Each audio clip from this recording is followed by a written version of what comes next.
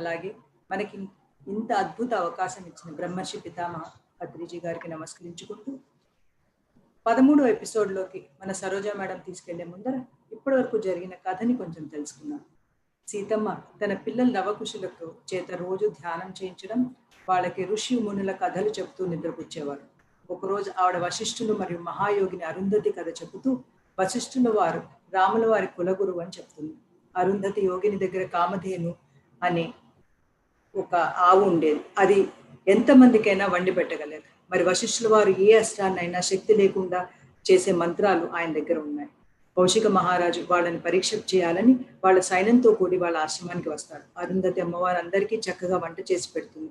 కౌశిక మహారాజుకి కామధేను యొక్క గొప్పతనం తెలిసి దాన్ని బహుమతిగా తనకివ్వమని వశిష్ఠుల వారిని అడుగుతారు. దానికి ఆయన నిరాకరించడంతో కామధేను మా కూతురు లాంటిది, దాన్ని మీకు ఇవ్వలేను అని చెప్తారు. కోపంతో కౌశికుడు వశిష్ఠుల వారి మీద తిరగబడతాడు. కానీ తన అస్త్రాలు ఏమీ పనిచేయలేకపోవడం చూసి వశిష్ఠుల వారి దగ్గర చాలా శక్తులు ఉన్నాయని, తనకు కూడా ఆ శక్తులు సంపాదించాలని మహారాజ పదవిని వదిలేసి అడవిలో తపస్సు చేసుకోవడానికి వెళ్ళిపోతాడు. తపస్సులో ఆయనకు వాక్శుద్ధి సంపాదిస్తాడు. దానివల్ల ఆయనకు శపించే శక్తి వస్తుంది. వశిష్ఠుల వారి దగ్గరకు వచ్చి ఆయనను శాసిస్తాడు. మా కొడుకులందరూ చచ్చిపోతారు అని, అలాగే ఆయన వశిష్ఠుల వారి మా కొడుకులందరూ చచ్చిపోతారు అని, అలాగే ఆయన శాపంతో వశిష్ఠుల వారి కుమారులందరూ చనిపోతారు. ఆ తల్లిదండ్రుల బాధ చూడలేక వశిష్ఠుల వారి కూతుళ్ళు అందరూ కలిసి ఒక ప్రపంచాన్ని వాళ్ళ గురించి సృష్టిస్తారు. ఆ ప్రపంచంలో శాపాలు దుఃఖాలు ఉండవు. వాళ్ళందరూ కలిసి చాలా కాలం తపస్సు చేసి వాళ్ళ సంకల్ప శక్తితో కొత్త ప్రపంచాన్ని సృష్టిస్తారు. అదే అరుంధతి నక్షత్రం. దాని పక్కనే వశిష్ఠుల వారి నక్షత్రం. సీతమ్మ పిల్లలకు చెప్తుంది అది ఒక అద్భుత ప్రపంచం, తను చాలాసార్లు అక్కడికి వెళ్తారని.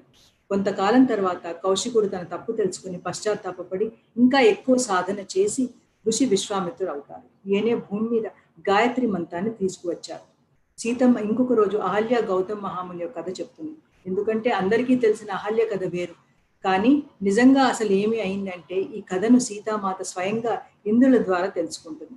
ఒకసారి అహల్య మరియు గౌతమ్ మహాముని పరీక్షించడానికి ఇంద్రుడు గౌతమ్ ముని వేషంలో ఆయన ఆశ్రమంలో లేనప్పుడు అహల్య దగ్గరికి వస్తారు. అహల్య వెంటనే ఆయన ఇంద్రుడిగా కనిపెట్టి ఎందుకు వచ్చారు స్వామి మీరు అని అడుగుతుంది.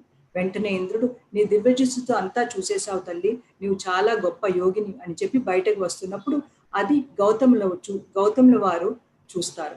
ఆయన కోపంతో మారువేషంలో ఇంద్రుడిని శపించడానికి ప్రయత్నిస్తాడు. అప్పుడు అహల్య వారిద్దరి మధ్యకి వస్తుంది. ఎందుకంటే ఇంద్రుడు కనుక శాపగ్రస్తుడైతే ఆ ప్రకృతికి నష్టం కలుగుతుంది అని ప్రకృతి మీద ప్రేమతో ఆవిడ శాపాన్ని తను తీసుకుంటుంది. అప్పుడు ఆవిడ రాతిగా మారిపోతుంది. ఇంద్రుడు ఆమెకు తన శాప విమోచన మార్గం చెప్పినా ఆవిడ వినకుండా ఎప్పుడైతే నా భర్త మారి వస్తాడో అప్పుడే మేమిద్దరము దేవలోకాలకు వస్తాము అని చెప్తుంది. ఈ కథ చెప్తూ సీతమ్మ పిల్లలకు చెప్తుంది కోపాన్ని హద్దుల్లో ఉంచుకోవాలి, నమ్మకం లేకపోతే ప్రేమ లేదు అని. గౌతముడు తర్వాత తన తప్పు తెలుసుకొని తపస్సు చేయడానికి వెళ్ళిపోతాడు. తను చేసిన పనికి చాలా పశ్చాత్తాపంతో మునిగిపోతాడు. అక్కడ ఉన్న పంచభూతాలు ప్రకృతి రాతి రూపంలో ఉన్న అహల్యకి హెల్ప్ చేస్తాయి. ఎంతో సమయం పడుతుంది ఆయనలో మార్పు రావడానికి. శ్రీరాముల వారు అహల్యని తాకడంతోనే ఆవిడ మామూలు రూపంలోకి వస్తుంది. ఈ కథ పిల్లలతో పాటు సోమ కూడా వింటూ ఉంటుంది.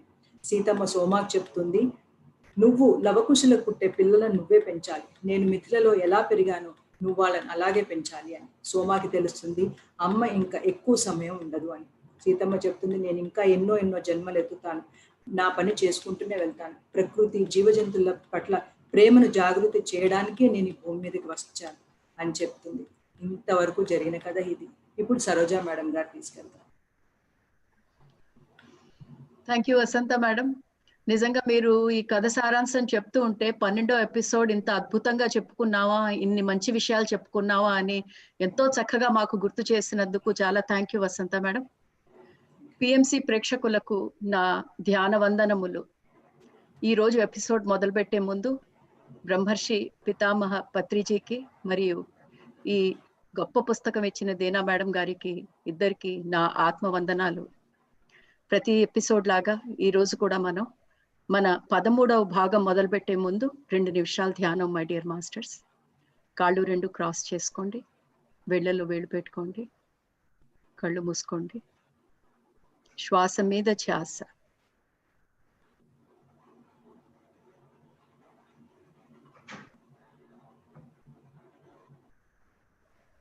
శ్వాసతో అనుసంధానం.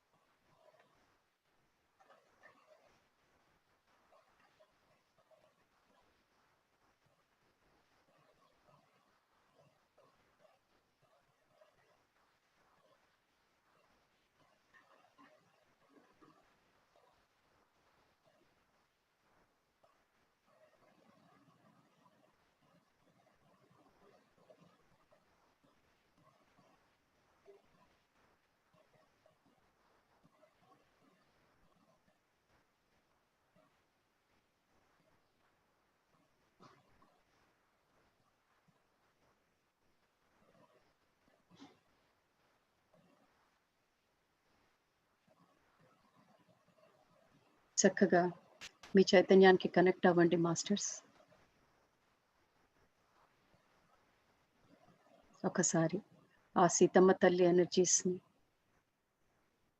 మన హనుమంతుడి ఎనర్జీస్ని చక్కగా ఈ ప్లాట్ఫామ్ మీదకి ఆహ్వానించుకుందాం.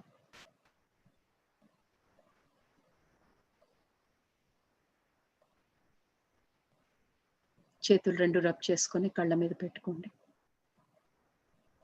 5 4 3 2 1 0. చేతులు రెండు తీసేసేయండి మాస్టర్స్. మెల్లంగా కళ్ళు తెరవండి.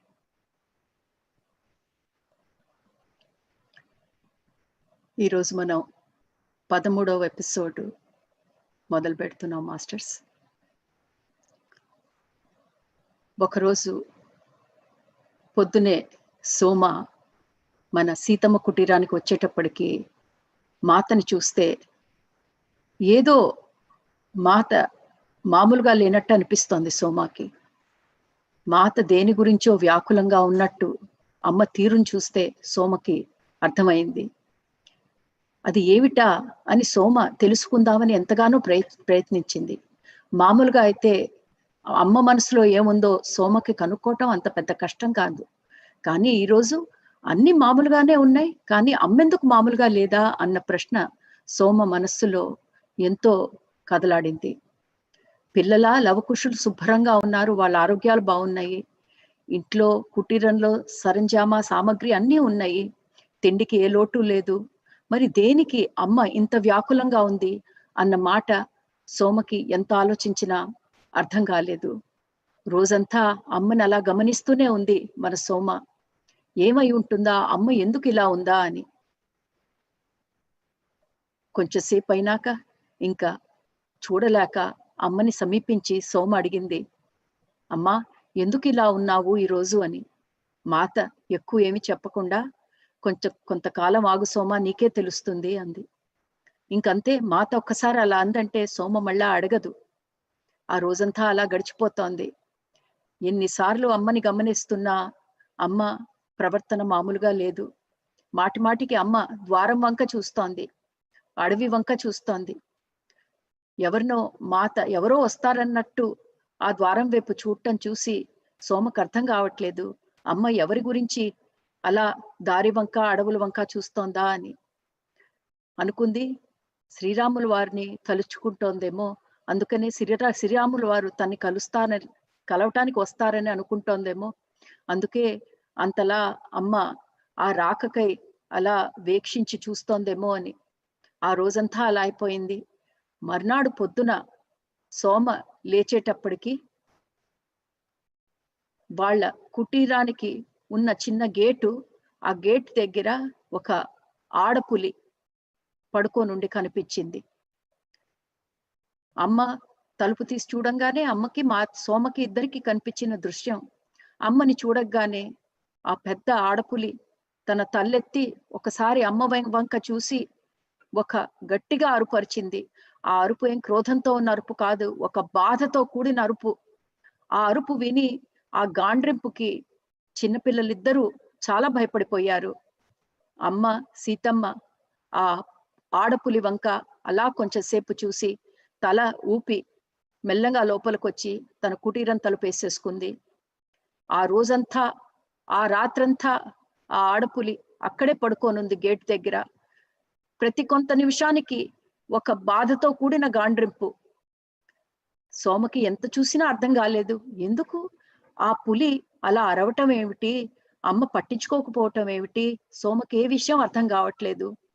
సోమ వచ్చి అమ్మతో అంది, అమ్మా ఆ పులి గాయపడిందేమో, అందుకనే అంత బాధగా అరుస్తోందేమో. కానీ మళ్ళా మనసులో అనుకుంది, అదేంటి నేను అమ్మకి చెప్పటం ఏంటి, నిజంగానే ఆ పులి గాయపడితే అమ్మకి తెలియదా ఏం చెయ్యాలో, అది నేను చెప్పాలా? కానీ అమ్మని అడిగేసింది అప్పటికే. మాత చెప్పింది, అవును సోమ, ఆ పులి గాయపడింది, కానీ ఆ గాయం బాహ్యమైన గాయం కాదు, దాని మనసులో ఉన్న గాయం. ఆ పులి మనస్సులో విపరీతమైన గాయం తగిలింది. అనగానే సోమ ఆశ్చర్యం పోయింది. అమ్మా నీకు తెలుసా ఏమిటో ఆ కష్టం, ఆ పులికి నీకు అర్థమైందా అమ్మా అని అడిగింది. అప్పుడు సీతమ్మ, సోమా నేను వెళ్తాను ఆ పులి దగ్గరికి, కానీ అప్పుడే కాదు, ఆ పులికి తను చేసిన పొరపాటు ఏదో తనకి అర్థం కావాలి, తను పశ్చాత్తాప పడాలి, అంతవరకు నేను ఆ పులికి టైం ఇవ్వాలి. ఇంకొక రోజు గడిచిపోయింది, మర్నాడు రాత్రి కూడా గడిచిపోయింది. కానీ అమ్మ ఆడపులి దగ్గరికి వెళ్ళలేదు, ఆ పులి అక్కడి నుంచి కూడా కదలలేదు. 3వ రోజు అమ్మ కుటీరం ద్వారం తెరిచేటప్పటికి ఆ పులి ఇంకా అక్కడే పడుకోనుంది. ఇంకా అప్పుడు అమ్మ మెల్లంగా ఆ పులి దగ్గరికి వెళ్ళింది. సోమ కుటీరంలో నుంచే ఆ దృశ్యం చూస్తోంది. మాత మెల్లంగా గేట్ దగ్గరికి వెళ్ళి ఆ పులి దగ్గరికి వెళ్ళి మోకాళ్ళ మీద కూర్చుంది. ఆ పులి అమ్మని చూసి అలా తన తల ఎత్తి అమ్మ ఒళ్ళో తన తల పెట్టుకుంది. అమ్మ ఆ పులి తల అలా నివురుతూ ఆ పులితో మాట్లాడటం మొదలుపెట్టింది. చూడు, నువ్వు ఏం చేశావో అది కరెక్ట్ కాదు, నువ్వు పొరపాటు చేశావు అని మాట మొదలు పెట్టంగానే ఆ పులి తలెత్తి మాత కళ్ళల్లో కళ్ళు పెట్టి చూస్తోంది. మాత అంది, నువ్వు చేసిన పని కరెక్ట్ కాదు కదా, ఇకనైనా మించిపోయింది లేదు. నీకు నీ పిల్లల్ని తీసుకొని నువ్వు అడవుల్లోకి వెళ్ళిపో, చాలా లోపలికి వెళ్ళిపో, దూరంగా వెళ్ళిపో, ఈ మానవాళికి దూరంగా వెళ్ళిపో అడవుల్లో. ఎందుకంటే ఈ మనుషులు వేటాడుతారు, అందుకనే వాళ్ళ వేటకి అందనంత దూరంగా నువ్వు అడవుల్లోకి వెళ్ళిపో అని మాత ఆ పులితో చెప్పింది. మాత ఆ పులితో చెప్తున్నది, నీ పిల్లల్ని తీసుకొని వెళ్ళిపో ఎక్కడికో అని. ఆ పిల్లలు అన్న మాట మాత అనంగానే అడవిలో నుంచి 3 చిన్న చిన్న పులి పిల్లలు వచ్చి ఎక్కడైతే తన తల్లి పులి ఉందో అక్కడ ఆ 3 చిన్న చిన్న పులులు చేరినాయి. అవి కూడా అమ్మ దగ్గరికి వచ్చి, అమ్మ ఆశీర్వాదం తీసుకుందామా అన్నట్టు అమ్మ దగ్గరగా వచ్చి కూర్చున్నాయి. తర్వాత కాసేపు ఉన్నాక ఆ ఆడపులి తన చిన్న చిన్న 3 ఆ పిల్లల్ని తీసుకొని వెళ్ళిపోయింది. అది కొంతసేపు అడవిలోకి వెళ్ళాక అవి మళ్ళా ఇంకా కనపడలేదు. అప్పుడు మాత సోమతో వచ్చి అంది, జరిగిన విషయం ఇది సోమ. ఒక వేటగాడు అడవుల్లోకి వెళ్ళి ఈ పులి పిల్లని ఒక పులి పిల్లని చంపేశాడు. ఆ పులికి 4 చిన్న పిల్లలు అనమాట. అందులో ఒక పులి పిల్లని ఒక వేటగాడు అడవుల్లోకి వెళ్ళి ఆ పులి పిల్లని చంపేశాడు. ఆ కోపంతో ఆ పులి తన బిడ్డ పోయిందన్న బాధతో కోపం వచ్చి ఆ దగ్గరలో ఉన్న ఒక ఊరిలో పడి అక్కడ ఒక చిన్న పిల్లాన్ని చంపేసింది. ఇప్పుడు ఆ ఊరి వాళ్ళకి చాలా కోపంగా ఉంది. వాళ్ళ ఊరిలో ఒక పిల్లాడు పోయాడే ఈ పులి వలనని.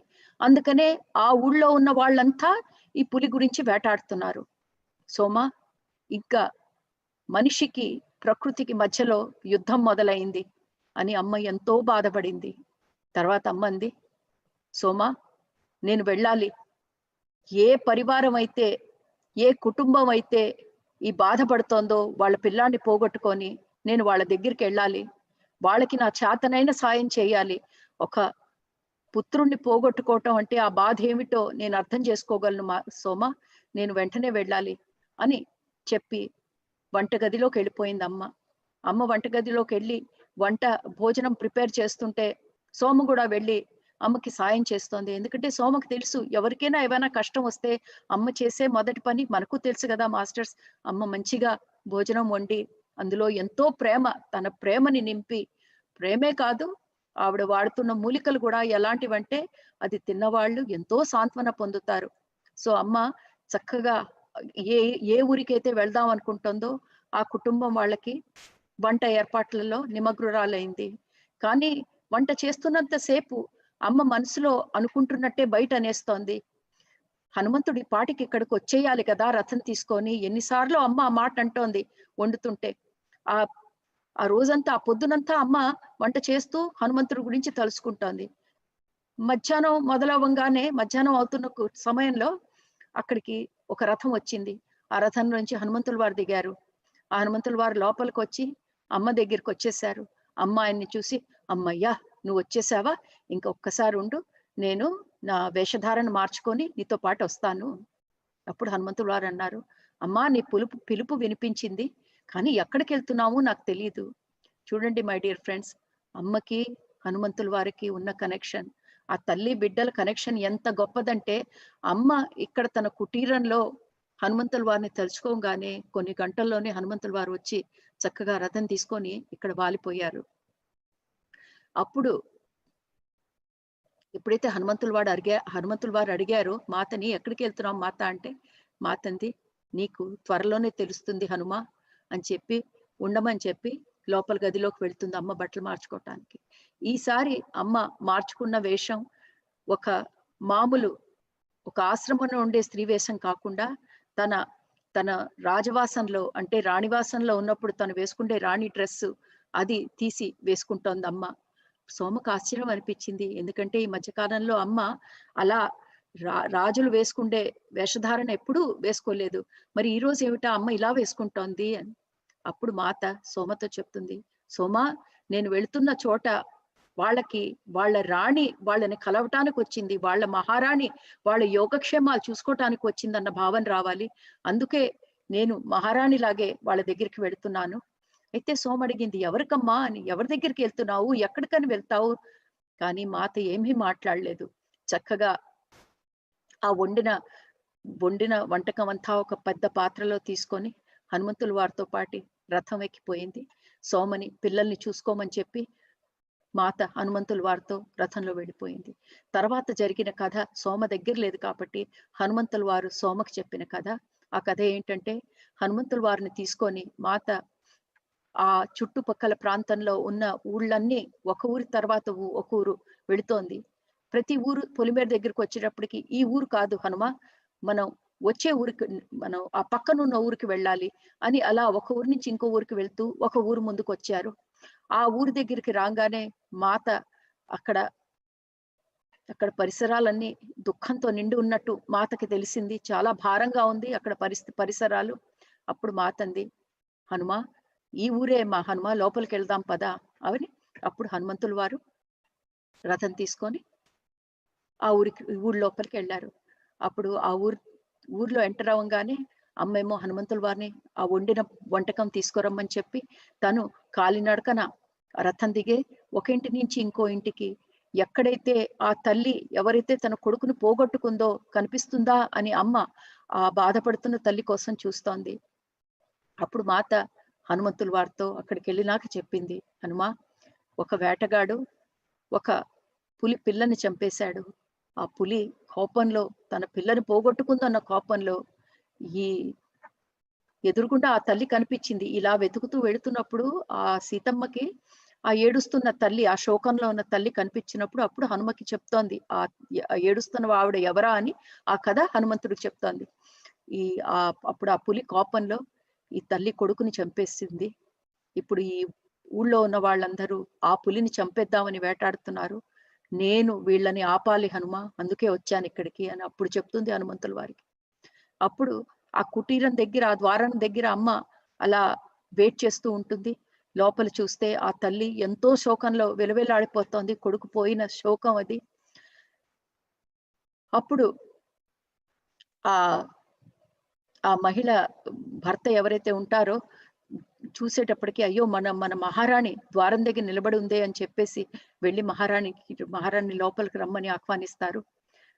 చెప్తాడు, మేము మా కొడుకుని పోగొట్టుకున్నాం, అందుకనే మాకు చుట్టుపక్కల ఏమవుతుందో కూడా మాకు ఛాస లేదు. అమ్మా మమ్మల్ని క్షమించు, నిన్ను చూసుకోలేదు, నువ్వు తలుపు దగ్గర నిలబడ్డావని.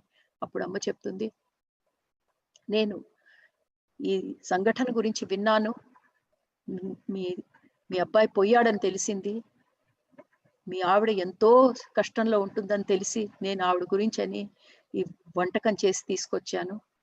నన్ను మీకు అభ్యంతరం లేకపోతే నేను నా చేతితో తినిపిస్తాను మీ ఆవిడకి. అప్పుడు హనుమంతుల వారు ఆ వండిన వంటక పాత్ర లోపలికి తీసుకొచ్చారు. వాళ్ళు వెళ్ళి ఆ తల్లి ముందుకు వెళ్ళి కూర్చుంటారు. ఆ తల్లి ఏడుస్తూ, అమ్మా మీరు మహారాణులు, మీరు వచ్చినప్పుడు మేము ఎంతగానో ఆదరించాలి, కానీ నా పరిస్థితి ఇలా లేదు అంటే మాతకి ఎంతో కరుణ. మాత చెప్పింది, చూడు తల్లి, నేను ఏమి చేసినా నీ బాధ నేను తీర్చలేను, కానీ నేను ఒక తల్లిని, అందుకనే నీ గుండెల్లో కలిగిన గాయం నేను ఫీల్ అవ్వగలను. కానీ నేను వండిన ఈ వంట నా చేత్తో నీకు తినిపించని, ఇది తింటే నీకు కొంచెం రిలీఫ్ వస్తుంది. ఎందుకంటే మాత వేసిన ఆ మూలికలు తింటే ఆవిడకి చాలా సాంత్వన, పీస్, శాంతి కలుగుతుందని అమ్మకి ఆశ. అప్పుడు చక్కగా అమ్మ ఆవిడకి వడ్డించింది. ఆ మహిళ 3 రోజులైంది, తిండి లేదు, నిద్ర లేదు, కొడుకు పోయాడన్న బాధతో విలవిల్లాడిపోతోంది. అలాంటిది అమ్మ చేతి వంట తిన్నాక ఒక రకమైన శాంతి ఆవహించింది ఆవిడికి. ఎంతో తృప్తిగా అనిపించింది. మనసులో బాధ ఉంది కానీ అమ్మ ప్రేమతో పెట్టిన తిండి వలనో మరి ఆ నిద్రలేని 3 రాత్రులు గడిపినందుకు ఆవిడ చక్కగా అమ్మ పెట్టిన తిండి తిని పడుకుంది. అప్పుడు ఆ స్త్రీ భర్త అమ్మతో అన్నారు, అమ్మా నువ్వేం చేశావో నాకు తెలీదు, కానీ నేను చాలా కృతజ్ఞుణ్ణి. 3 రోజులైంది మా ఆవిడ తిండి, ఆహారాలు నిద్ర అన్నీ మానేసింది. ఎప్పటి నుంచి అయితే మా కొడుకుని ఆ పులి చంపేసిందో, మా నాకున్న 3 పిల్లల్లో ఆఖరి వాడు. మాకున్న ఒకానొక్క కొడుకు, మాకెంతో ప్రేమ. అలాంటిది ఇంత ఘోరం జరిగిపోయింది. అందుకనే మా ఆవిడ విలవిల్లాడిపోతోంది అని. అమ్మ ఆయనతో మాట్లాడుతూ, ఆయన కష్టం చూస్తూ అయ్యో అనుకుంది. అప్పటికే చాలా చీకటైపోయింది. ఇంకా అందుకనే ఆయన విలపిస్తున్న ఆవిడ భర్త అడుగుతాడమ్మని, అమ్మా రాత్రైపోయింది, మీరు ఈ రాత్రి ఎక్కడ గడుపుతారు? అప్పుడు అమ్మ హనుమంతుల వారి వంక చూస్తే, హనుమంతుల వారు లేదు, ఇంత చీకట్లో మనం వెనక్కి వెళ్ళటం భావ్యం కాదమ్మా అంటే, అప్పుడు అమ్మ చెప్పింది, అయితే మేము ఇక్కడే ఉంటాం తెల్లవారేదాకా అంటే, అలాగే అమ్మ, ఈ రోజు పడుకోవటానికి మేము ఈ ఊళ్ళోనే మీకు ఏర్పాటు చేస్తాం. అప్పుడు అమ్మ ఆయనతో అంది, మేము మీ బాధ తగ్గించడానికే వచ్చాం గాని మీరు మాకు ఇంత సపర్యలు చేయక్కర్లేదు అని చెప్పేసి, నేను ఇప్పుడు మీ ఆవిడ పడుకోనుంది, నేను ఈ పరిస్థితుల్లో వదిలేసి మా ఊరికి వెళ్ళిపోలేను. నేను ఈ రాత్రి ఇక్కడ గడిపి రేపు మీ ఆవిడతో మాట్లాడి ఆవిడ ఎలా ఉందో చూసి నేను పొద్దున వెళ్ళిపోతానని చెప్పి మాత వాళ్ళకిచ్చిన కుటీరంలోకి వెళ్దామని వెళుతోంది. అమ్మ వెళుతూ ఉంటే ఆ ఊరి వాళ్ళందరికీ తెలిసిపోయింది మహారాణి వచ్చింది ఊర్లోకని. అందుకనే ఒక్కొక్కళ్ళే వచ్చి అమ్మ కాళ్ళకి దండం పెడుతున్నారు. అమ్మ హనుమంతుడితో అన్నారు, చూడు ఈ ఊరి వాళ్ళకి ఎంత గౌరవమో వాళ్ళ మహారాణి అంటే, ఎంత మంచిగా ఉన్నారో. ఇలా అనుకుంటున్నప్పుడు అమ్మ దగ్గరికి ఒక ఆయన వస్తాడు. వచ్చి అమ్మతో చాలా గట్టిగా చెప్తాడు, మీరు భయపడకండి మహారాణి, మేము ఆ పులిని ఎట్లా కనిపెట్టి చంపేస్తాము. ఏ మాట అయితే అమ్మ వినకూడదు అనుకుంటుందో ఆ మాటే అమ్మ ఎదురుగుండా వచ్చింది. అప్పుడు మాత ఆ మనిషి వంక చూసింది. ఆ మనిషి ఆ ఊరి పెద్దల్లో ఒకళ్ళు అన్నట్టు అనిపించింది అమ్మకి ఆయన్ని చూసి. అప్పుడు అమ్మ తల ఊపి అంది, నువ్వు అలా చేయటం కరెక్ట్ కాదు. నువ్వు ఆ పులిని చంపితే ఇంకా హింసని ప్రోద్బలం చేసినట్టే ఉంటుంది. ఈ చంపటాలు చావటాలు ఇక్కడితో ఆగిపోవాలి అని ఆ ఊరి పెద్దకి చెప్పిందమ్మ. అమ్మలా అనగానే అందరూ నిశ్శబ్దం అయిపోయారు. కానీ ఆ మనిషి అన్నాడు మహారాణి అమ్మతో, మహారాణి, మేం గనక అలాంటి క్రూర జంతువుల్ని చెప్పకపోతే ఆ క్రూర జంతువులు మా ఊళ్ళో పడి మమ్మల్ని మళ్ళా చంపేస్తాయి. అప్పుడు అమ్మ ఆ ఊరి పెద్దతో అంటుంది, మీకు ఆ భయం లేదు, నేను ఆ ఆడపులిని కలిశాను. మీకు తెలియంది ఏంటంటే ఒక వేటగాడు ఆ పులి పిల్లని వేటాడి చంపేశాడు. మరి తను కూడా తల్లే కదా, ఆ కోపంలో తను ప్రతీకారం తీర్చుకుంది. ఆ ప్రతీకారం తీర్చుకోవాలన్న కసితో మీ పిల్లాడు పోయాడు. నేను ఆ ఆడపులితో మాట్లాడి ఆడపులిని ఎంతో అడవుల్లో లోపలికి ఎక్కడో పంపించేశాను. ఇంకా తను బయటికి రాదు, మళ్ళా ఎవరిని చంపదు. ఇంకా మీరు కూడా ఆ ఆడపులిని వేటాడి చంపాలన్న ఉద్దేశం మానుకోండి. మీ మీ ఊరిలో కూడా చాలా నష్టం జరిగింది, అలాగే ఆ ఆడపులికి కూడా చాలా నష్టం జరిగింది. ఇద్దరు ఎంతో బాధని భరుస్తున్నారు. ఇది ఇక్కడితో ఆపేద్దాం అంటుంది అమ్మ. అప్పుడు ఆ ఊరి పెద్ద ఏం మాట్లాడలేదు. ఆ రోజు రాత్రి అమ్మ తనకి ఏదైతే కుటీరం చూపించారో అందులో పడుకుంటుంది. కానీ పొద్దునే అమ్మకి ఏదో కోలాహలం వినిపించి అమ్మ కుటీరం బయటకు వచ్చేటప్పటికి బయట ఆ ఊరి పెద్దలందరూ కలిసి ఒక సమావేశంలో ఉన్నారు. చూస్తే వాళ్ళందరూ తయారయ్యి అన్ని అస్త్రాలతో ఆ ఆడపులిని చంపటానికి బయలుదేరుతున్నట్టున్నారు. అప్పుడు మాత వాళ్ళ దగ్గరికి వెళ్ళి ఇంకొకసారి ఎంతో వినమ్రంగా విన్నవించుకుంటుంది, ఇది భావ్యం కాదు, మీరు ఆ ఆడపులి వెంట పడి ఇలా వేటాడటం అస్సలు మంచిది కాదు. కానీ ఆ ఊరి పెద్దల్లో కొంతమంది ఒప్పుకోరు. వాళ్ళంటారు, అమ్మా మీరు మమ్మల్ని క్షమించాలి, కానీ మీకు తెలుసు మా ఊరి వాళ్ళం మేము ఎంత బాధపడుతున్నామో, మా ఊరి పిల్లాడు పోయాడు, ఒక పిల్లాడు పోయాడు, మేము ఇంకో పిల్లాడు పోయేతాక ఆగలేమమ్మా. ఆ పులి మళ్ళా వెనక్కి వచ్చి మా ఇంకో పిల్లాడిని చంపితే మేము ఆ బాధ భరించలేము. ఇంకా మాత అనుకుంటోంది, అయ్యో వీళ్ళకి నేను మంచిగా చెప్దామని చూస్తున్నాను, కానీ ఇంకా వీళ్ళ బుర్రకి ఎక్కట్లేదు అనుకున్న సమయంలో మాత చుట్టూ చూస్తే ఆ ఊరి ఆడవాళ్ళంతా ఈ గుమికూడిన ఊరి పెద్దల చుట్టూ ఒక పెద్ద వలయాకారంలో వాళ్ళని చుట్టుముట్టేశారు. అప్పుడు ఆ ఊరి పెద్దలు చుట్టూ చూసి వాళ్ళ ఆడవాళ్ళతో, ఏమిటి మీరు చేస్తున్న పని అంటే ఆడవాళ్ళు అంటారు, మన మహారాణి ఇంత దూరం నుంచి మనకి ఊరట కలిగించడానికి, మన బాధ తగ్గించడానికి ఇంత దూరం నుంచి వచ్చారు. మన మహారాణి మన కోసం అని, మన మంచి కోసం చెప్పిన మాట మనం వినాలి. మీరు మన మహారాణి మాట వినకుండా ఆ పులిని చంపటానికి అడవుల్లోకి వెళ్ళటం భావ్యం కాదు, మేము మిమ్మల్ని వెళ్ళనీయము అని ఆడవాళ్ళందరూ ఒక పెద్ద వలయాకారంలో చక్కగా ఒక చైన్ లాగా ఫామ్ చేసి ఊరి పెద్దలందరూ మధ్యలో వాళ్ళని బంధించేశారు. కానీ అటు ఆడవాళ్ళు కదలలేదు, ఇటు మగవాళ్ళు వినట్లేదు.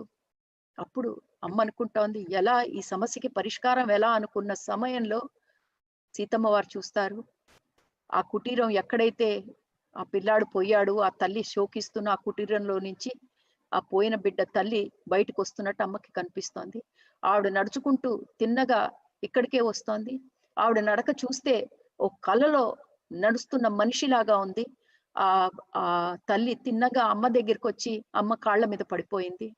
అమ్మ ఆ తల్లిని లేవనెత్తి ఎవరికి వినపడకుండా ఆవిడ చెవిలో అడుగుతుంది, నువ్వు చూసావు కదా, నీ కొడుకుని నువ్వు చూసావు కదా, రాత్రి నీ కల్లోకి నీ కొడుకు వచ్చాడు కదా, ఏమన్నాడు తల్లి, నువ్వు నీతో ఏమన్నాడో ఈ మొత్తం ఊరి వాళ్ళ సమక్షంలో చెప్పు, నీ అందమైన కొడుకు నీకు రాత్రి కల్లోకి వచ్చి ఏం చెప్పాడో అందరికీ చెప్పు అని అడిగింది అమ్మ. అప్పుడు ఆ అబ్బాయి తల్లి ఊరి వాళ్లతో ఇలా చెప్పింది, నాకు రాత్రి నా కల్లోకి నా కొడుకు వచ్చాడు, నా పోయిన కొడుకు కల్లోకి వచ్చాడు, నాతో చెప్పాడు, అమ్మా నువ్వు నా గురించి ఇంకా ఏడవకూడదు. అలాగే నా కొడుకు చెప్పింది ఏంటంటే, నేను పోయానన్న ప్రతీకారంతో మీరు ఆడపులిని చంపద్దమ్మా, ఆ ఆడపులి కూడా తన పిల్లను పోగొట్టుకుంది, నీకెంత బాధ ఉందో ఆడపులికి కూడా అంతే బాధ ఉందమ్మా అని ఆ తల్లి అలా చెప్తుంటే ఆవిడ కంట్లో నీళ్లు వచ్చేసినాయి. ఆవిడ నోట్లోంచి మాట రావట్లేదు. తర్వాత ఆవిడ ఊరి పెద్దల వైపు తిరిగి ఎంతో వినమ్రంగా వేడుకుంది, మహారాణి చెప్తుంది వినండి, మహారాణి చెప్పింది మన కొడుకు కోసమే, అందుకనే మహారాణి గురించి కాదు, మన కొడుకు గురించైనా మీరు వినాలి అని చెప్పి తన భర్తతోని ఊరి పెద్దలతో అంది. మన ఊరి పిల్లాడు కల్లోకి వచ్చి మరీ చెప్పాడు, ఆ అబ్బాయి గురించైనా వినాలి మీరంతా అని. అప్పుడు ఆ తల్లి ఆ తల్లే కదా బాధపడుతోంది. ఆవిడే అసలు వెళ్ళొద్దు అడవికి అంటుంటే ఆ మాట విని వాళ్ళందరూ ఇంకా వాళ్ళ అడవిలోకి వెళ్ళి వేటాడే ప్రయత్నం విరమించుకుంటారు. ఎవరి కుటీరాల్లోకి వాళ్ళు వెళ్ళిపోతారు. వాళ్ళందరూ వెళ్ళిపోయినాక వాళ్ళు వెళ్ళిపో ఊరి వాళ్ళంతా వెళ్ళిపోతున్నప్పుడు ఎవరైతే వేటకి వెళ్దాం అనుకున్నారో అడవుల్లోకి వాళ్ళ దగ్గరికి వచ్చి అమ్మ చెప్తుంది, ఈ అడవిలో గనక శాంతి ఏర్పాటు ఉండాలంటే, అంటే అడవుల్లో శాంతి ఉండాలంటే మనుషుడు, ఏ మనిషి అయినా తన అవసరానికి మించి తీసుకోకూడదు. తనకి ఎంత అవసరమో అంతే తీసుకోవాలి. తన అవసరానికి మించి ఎప్పుడైతే మనుషులు తీసుకుంటారో లోభం వల్ల అడవుల్లో ప్రకృతిలో ఉన్న శాంతి నశిస్తుంది. ఈ మాట మాత ముందు కూడా మనకి చెప్పింది. ఎప్పుడు సోమ చెప్తుంది, ఈ ప్రకృతిలో అందరికీ కడుపు నిండా సరిపడా ఉంది. కానీ ఎప్పుడైతే లోభం వల్ల మన అవసరం కంటే ఎక్కువ తీసుకుంటామో అప్పుడే బ్యాలెన్స్, ఈ ప్రకృతిలో సృష్టిలో బ్యాలెన్స్ తప్పుతుంది అని ఇంతకు ముందు కూడా మనకి ఇదే మాట చెప్పుంచారు. దానివల్ల ఏమొస్తాయి మనకి, నీళ్లు లేకపోవటం, వర్షాలు టైంకి రాకపోవటం, ఇవన్నీ కారణాలు లోభం అని చెప్తుంది మాత ఇంతకు ముందు. అదే మాట మాత ఇక్కడ చెప్తోంది. అప్పుడు ఆ ఊరి పెద్ద మాతతో అన్నాడు, మాత మేము కాదు ఈ పని చేస్తోంది, మాకు మా అడవి మీద ఎంతో ప్రేమ ఉంది. మేము ఎప్పుడు మా అవసరానికి మించి మేము ఎప్పుడు ఈ ఈ అడవుల్లోంచి మేము తీసుకోలేదు. కానీ అయోధ్య, ఇప్పుడు వీళ్ళేమో పల్లెటూరులో ఉంటున్నారు, వీళ్ళు ఆటవికులు వాళ్ళ టైప్ అన్నమాట. కానీ అయోధ్య నుంచి వస్తున్న మనుషులు ఎవరైతే ఉన్నారో వాళ్ళు ఈ అడవుల్లోకి వస్తున్నారు, వేటాడుతున్నారు. వాళ్ళ అవసరాల కోసం వేటాడట్లేదు, వాళ్ళ కాలక్షేపం కోసం వేటాడుతున్నారు. దానివల్లే మేము దాని ఫలితం మేము అనుభవిస్తున్నాము. అది ఎలా ఆపాలో మాకు తెలియట్లేదు అమ్మా అని అడుగుతారు సీతమ్మని. అప్పుడు అమ్మకి ఆశ్చర్యం. అమ్మకి ఫస్ట్ టైం తెలిసింది ఇట్లా అయోధ్య నుంచి మనుషులు వచ్చి ఇలాంటివి చేస్తున్నారు అని. అప్పుడు మాత ఇది విని వాళ్ళతో అంటుంది, మీరు నాకు వదిలేయండి, నేను చూస్తాను ఏం చేయగలను. అప్పుడు అమ్మ ఆ ఊరు వదిలి వెళ్లే ముందు ఆ శోకంతో నిండిన అమ్మ ఏదైతే ఉందో ఆవిడ దగ్గరికి వెళ్తుంది. ఆవిడ దగ్గరికి వెళ్ళి చెప్తుంది, తల్లి కొన్నేళ్లకి నీకు మళ్ళా కొడుకు పుడతాడు. నీకు ఇంకో కొడుకు పుట్టినా ఆ పోయిన కొడుకు బాధ నీకు ఎవరూ తీర్చలేరు. ఎందుకంటే ప్రతి పిల్లాడు ఎవడి ఇంపార్టెన్స్ వాడిది. ఈ మళ్ళీ వచ్చిన కొడుకు నీకు ఆ పాత కొడుకుని మరిపించలేడు. కానీ ఈ పుట్టే కొడుకు నీకు మళ్ళా ఎంతో ఆనందాన్ని తీసుకొస్తాడు మీ జీవితాల్లోకి. ఏ కొడుకైతే పోయాడో ఆ కొడుకుని నువ్వు ఆపద్దమ్మా. ఆ కొడుకు తన ప్రయాణంలో ముందుకు వెళ్ళాలి, మళ్ళా ఇంకో కొత్త జన్మ తీసుకోవాలి. నీ ఏడుపు, నీ కన్నీళ్లు ఆ ఆత్మను వెనక్కి లాగేస్తున్నాయి. కానీ ఆ ఆత్మని ముందుకు సాగనంపాలంటే దానికి నీ ప్రేమ కావాలమ్మా, నీ కన్నీళ్లు కాదు. నువ్వు కన్నీళ్లు కాస్తున్నంతసేపు ఆ పిల్లాడిని నువ్వు వెనక్కి లాగేస్తున్నావు, ఆత్మని వెనక్కి లాగేస్తున్నావు. తల్లి, నీ ప్రేమని ఆపకుండా అలా పంపించు ఆ ఆత్మ కోసమని. తల్లిగా నువ్వు నీ కొడుక్కి చేయగల సాయం అదే. ఎందుకంటే ఇంకా ఈ భూమి మీద కనెక్షన్ కట్ అయిపోయింది. ఆ పిల్లాడు ముందుకు సాగాలంటే దానికి నువ్వే సాయం చేయగలవమ్మా అని ఆ తల్లిని వేడుకుంటుంది. అప్పుడు ఆ తల్లి సీతమ్మ మాట విని ఎంతో కళ్ళనీళ్ళు తెచ్చుకొని అమ్మకి ఎన్నో ధన్యవాదాలు చెప్పుకుంటుంది. ఎందుకంటే ఆ తల్లికి అంతవరకు అది అర్థం కాలేదు. ఆ పిల్లాడు పోయిన దగ్గర నుంచి ఆ 3-4 రోజులు ఆ తల్లి ఆ పిల్లాడు జ్ఞాపకాలు మర్చిపోలేక, ఆ పిల్లాడు పోయాడన్న విషయం యాక్సెప్ట్ చేయలేక, అంగీకారం చేయలేక సతమతం అయిపోతోంది. అది ఆ తల్లి పరిస్థితి అయితే మరి ఈ రెల్మ్ అంటే ఈ భూమి నుంచి వెళ్ళిపోయిన ఆ పిల్లాడి ఆత్మ ఎంత క్షోభపడుతోందో ఆ సంగతి ఆ తల్లికి అంతవరకు తెలియదు. అందుకే ఆ కలలో వచ్చేదాకా ఆ పిల్లాడు చెప్పే మాటలు వినేదాకా తల్లికి తెలియలేదు. ఆ కన్నీళ్లు తన కన్నీళ్లతో పిల్లాడి ఆత్మని వెనక్కి లాగేస్తోందని, ఆ పిల్లాడు ఆత్మ ముందుకు సాగాలంటే తన ప్రేమే దానికి దారన్న సంగతి ఆ తల్లికి తెలియక చేసిన పని. ఆ అమ్మ సీతమ్మ చెప్పిన మాటతో ఆ తల్లికి ఒక క్లోజర్. కొడుకు పోయాడన్న బాధ ఎప్పటికీ మర్చిపోదు, కానీ ఒక చాప్టర్ అయింది. తన తల్లి ప్రేమ సరిగ్గా ఒక డైరెక్షన్ లో పెట్టాలంటే అది ప్రేమగా తన కొడుకుని పంపించేయటమే అని చెప్పేసి సీతమ్మకు అర్థమైపోయింది. అప్పుడు మాతకి ఎంతో ధన్యవాదాలు చెప్పుకుంది ఆ తల్లి. అప్పుడు వాళ్ళ దగ్గర వెళ్తామని చెప్పి మాతను హనుమయ్య ఇద్దరు రథం ఎక్కి ఇంకా వెనక్కి వచ్చేస్తున్నారు. అప్పుడు దారిలో హనుమంతుల వారు తల్లిని అడుగుతారు, సీతమ్మ తల్లిని, సీతమ్మ తల్లి, నువ్వు ఆ పిల్లాడి ఆత్మ ఆ దివ్య లోకాల్లో నీకు కనపడింది కదా అంటే, అవును హనుమ, ఆ పిల్లాడి ఆత్మ కనపడింది, కానీ దిక్కు తోచని పరిస్థితిలో ఉంది ఆ ఆత్మ. ఎందుకంటే తల్లి బాధ, తల్లి ఏడుపు ఆ ఆత్మని వెనక్కి లాగుతోంది, కానీ వెనక్కి రాగలడా? ఆ శరీరంలో వెనక్కి రాలేడు. అయిపోయింది, ఆ పాత్ర అయిపోయింది, కొడుకు పాత్ర. అలా అని ముందుకు వెళ్ళలేకపోతున్నాడు. ఎందుకంటే తల్లి బాధ, తల్లి ఏడుపు ఆత్మని వెనక్కి లాగేస్తున్నాయి. ఎంతో క్షోభకి గురి అవుతోంది ఆత్మ. ముందుకు వెళ్ళలేక, వెనక్కి రాలేక నేను ఆ పిల్లాడి ఆత్మతో మాట్లాడాను. అప్పుడు ఆ అబ్బాయితో చెప్పాను, అలా కాదు నాయనా, నీకు ముక్తి కావాలంటే నువ్వు నీ తల్లికి నీ కళ్ళలో కనిపించి చెప్పు, ఆవిడ చాలా బాధల్లో ఉంది, నువ్వు చక్కగా ఆవిడ బాధ తీర్చు, చెప్పు. అప్పుడు నువ్వు చెప్తేనే మీ తల్లికి అర్థం అవుతుంది. ఏమని? నీ కన్నీళ్లతో నువ్వు ఆపేస్తున్నావమ్మా, నీ ప్రేమతో నన్ను ముందుకెళ్ళని అన్న మాట నీ తల్లికి చెప్పు. అదే కాదు, సీతమ్మ చెప్తుంది హనుమంతుల వారితో, నేను ఆ పిల్లాడితో ఈ కోరిక కూడా కోరాను. నీ తల్లితో చెప్పు, ఆ పులిని రక్షించమని, ఎందుకంటే ఊరి పెద్దలందరూ పులిని చంపేస్తారని. ఆ పిల్లాడు ఒప్పుకున్నాడు. ఆ పిల్లాడు ఎంతో గొప్ప ఆత్మ. అందుకనే నేను చెప్పింది కష్టం అనిపించలేదు. ఎందుకంటే ఇంకో వేరే ఎవడైనా అయితే, అయ్యో నన్ను చంపేసిన పులి గురించి నేనెందుకు బాధపడాలా అనుకుంటాడు. కానీ ఎంతో గొప్ప ఆత్మ కాబట్టి వెంటనే అర్థమైంది ఆ పిల్లాడికి. అంత గొప్ప ఆత్మ కాబట్టే ఆ పిల్లాడికి అతి త్వరలో ఒక మంచి జన్మ వస్తుంది అని వారు చెప్తుందన్నమాట. ఇక్కడ ఎంత మంచి మెసేజ్ ఉంది మనకి మాస్టర్స్. ఇది కష్టమైన విషయమైనా మనకి చాలా దగ్గర వారు గాని, మనకి కావాల్సిన వారు గాని పోయినప్పుడు మనం చేసే పొరపాటు కూడా అదే. ఏవైనా అంటే మనం మానవ మాత్రులమే కదా, ఆ బంధం ఎలా పోతుంది అనుకుంటాం, కానీ మన వైపు నుంచి ఆలోచిస్తాం గాని, ఆ పోయిన ఆత్మ వైపు నుంచి కూడా మనం ఆలోచిస్తే ఈ బాధ ఏదైతే మనం పడుతున్నామో అది కొంతవరకు ఆ పోయిన ఆత్మకి మనకి కూడా తగ్గించుకోవచ్చు. ఒక మనిషి జన్మ అయిపోయినప్పుడు వెనక్కి రాలేడు. ఆ ఆత్మ మళ్ళా వెనక్కి ఆ శరీరంలో రాలేదు. ముందుకు వెళ్ళటానికి మన కన్నీళ్లు ఆపేస్తున్న సమయంలో ఒక్కసారి అందరూ ఆలోచించుకోవాల్సిన విషయం ఇక్కడ ఏమిటంటే, సీతమ్మ వారు ఎంతో గొప్ప విషయం చెప్పారు. ప్రేమతో ఆత్మని ముందుకు పంపించటానికి మనం అందరం సాయపడాలి. బాధతో, ఏడుపుతో ఆత్మని వెనక్కి లాగకూడదు అని.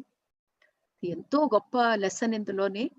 ఎందుకంటే ఇది ప్రతి ఒక్కళ్ళ జీవితంలో ఎప్పుడో అప్పుడు ఏమిటి ఎన్నో సందర్భాల్లో జరుగుతాయి.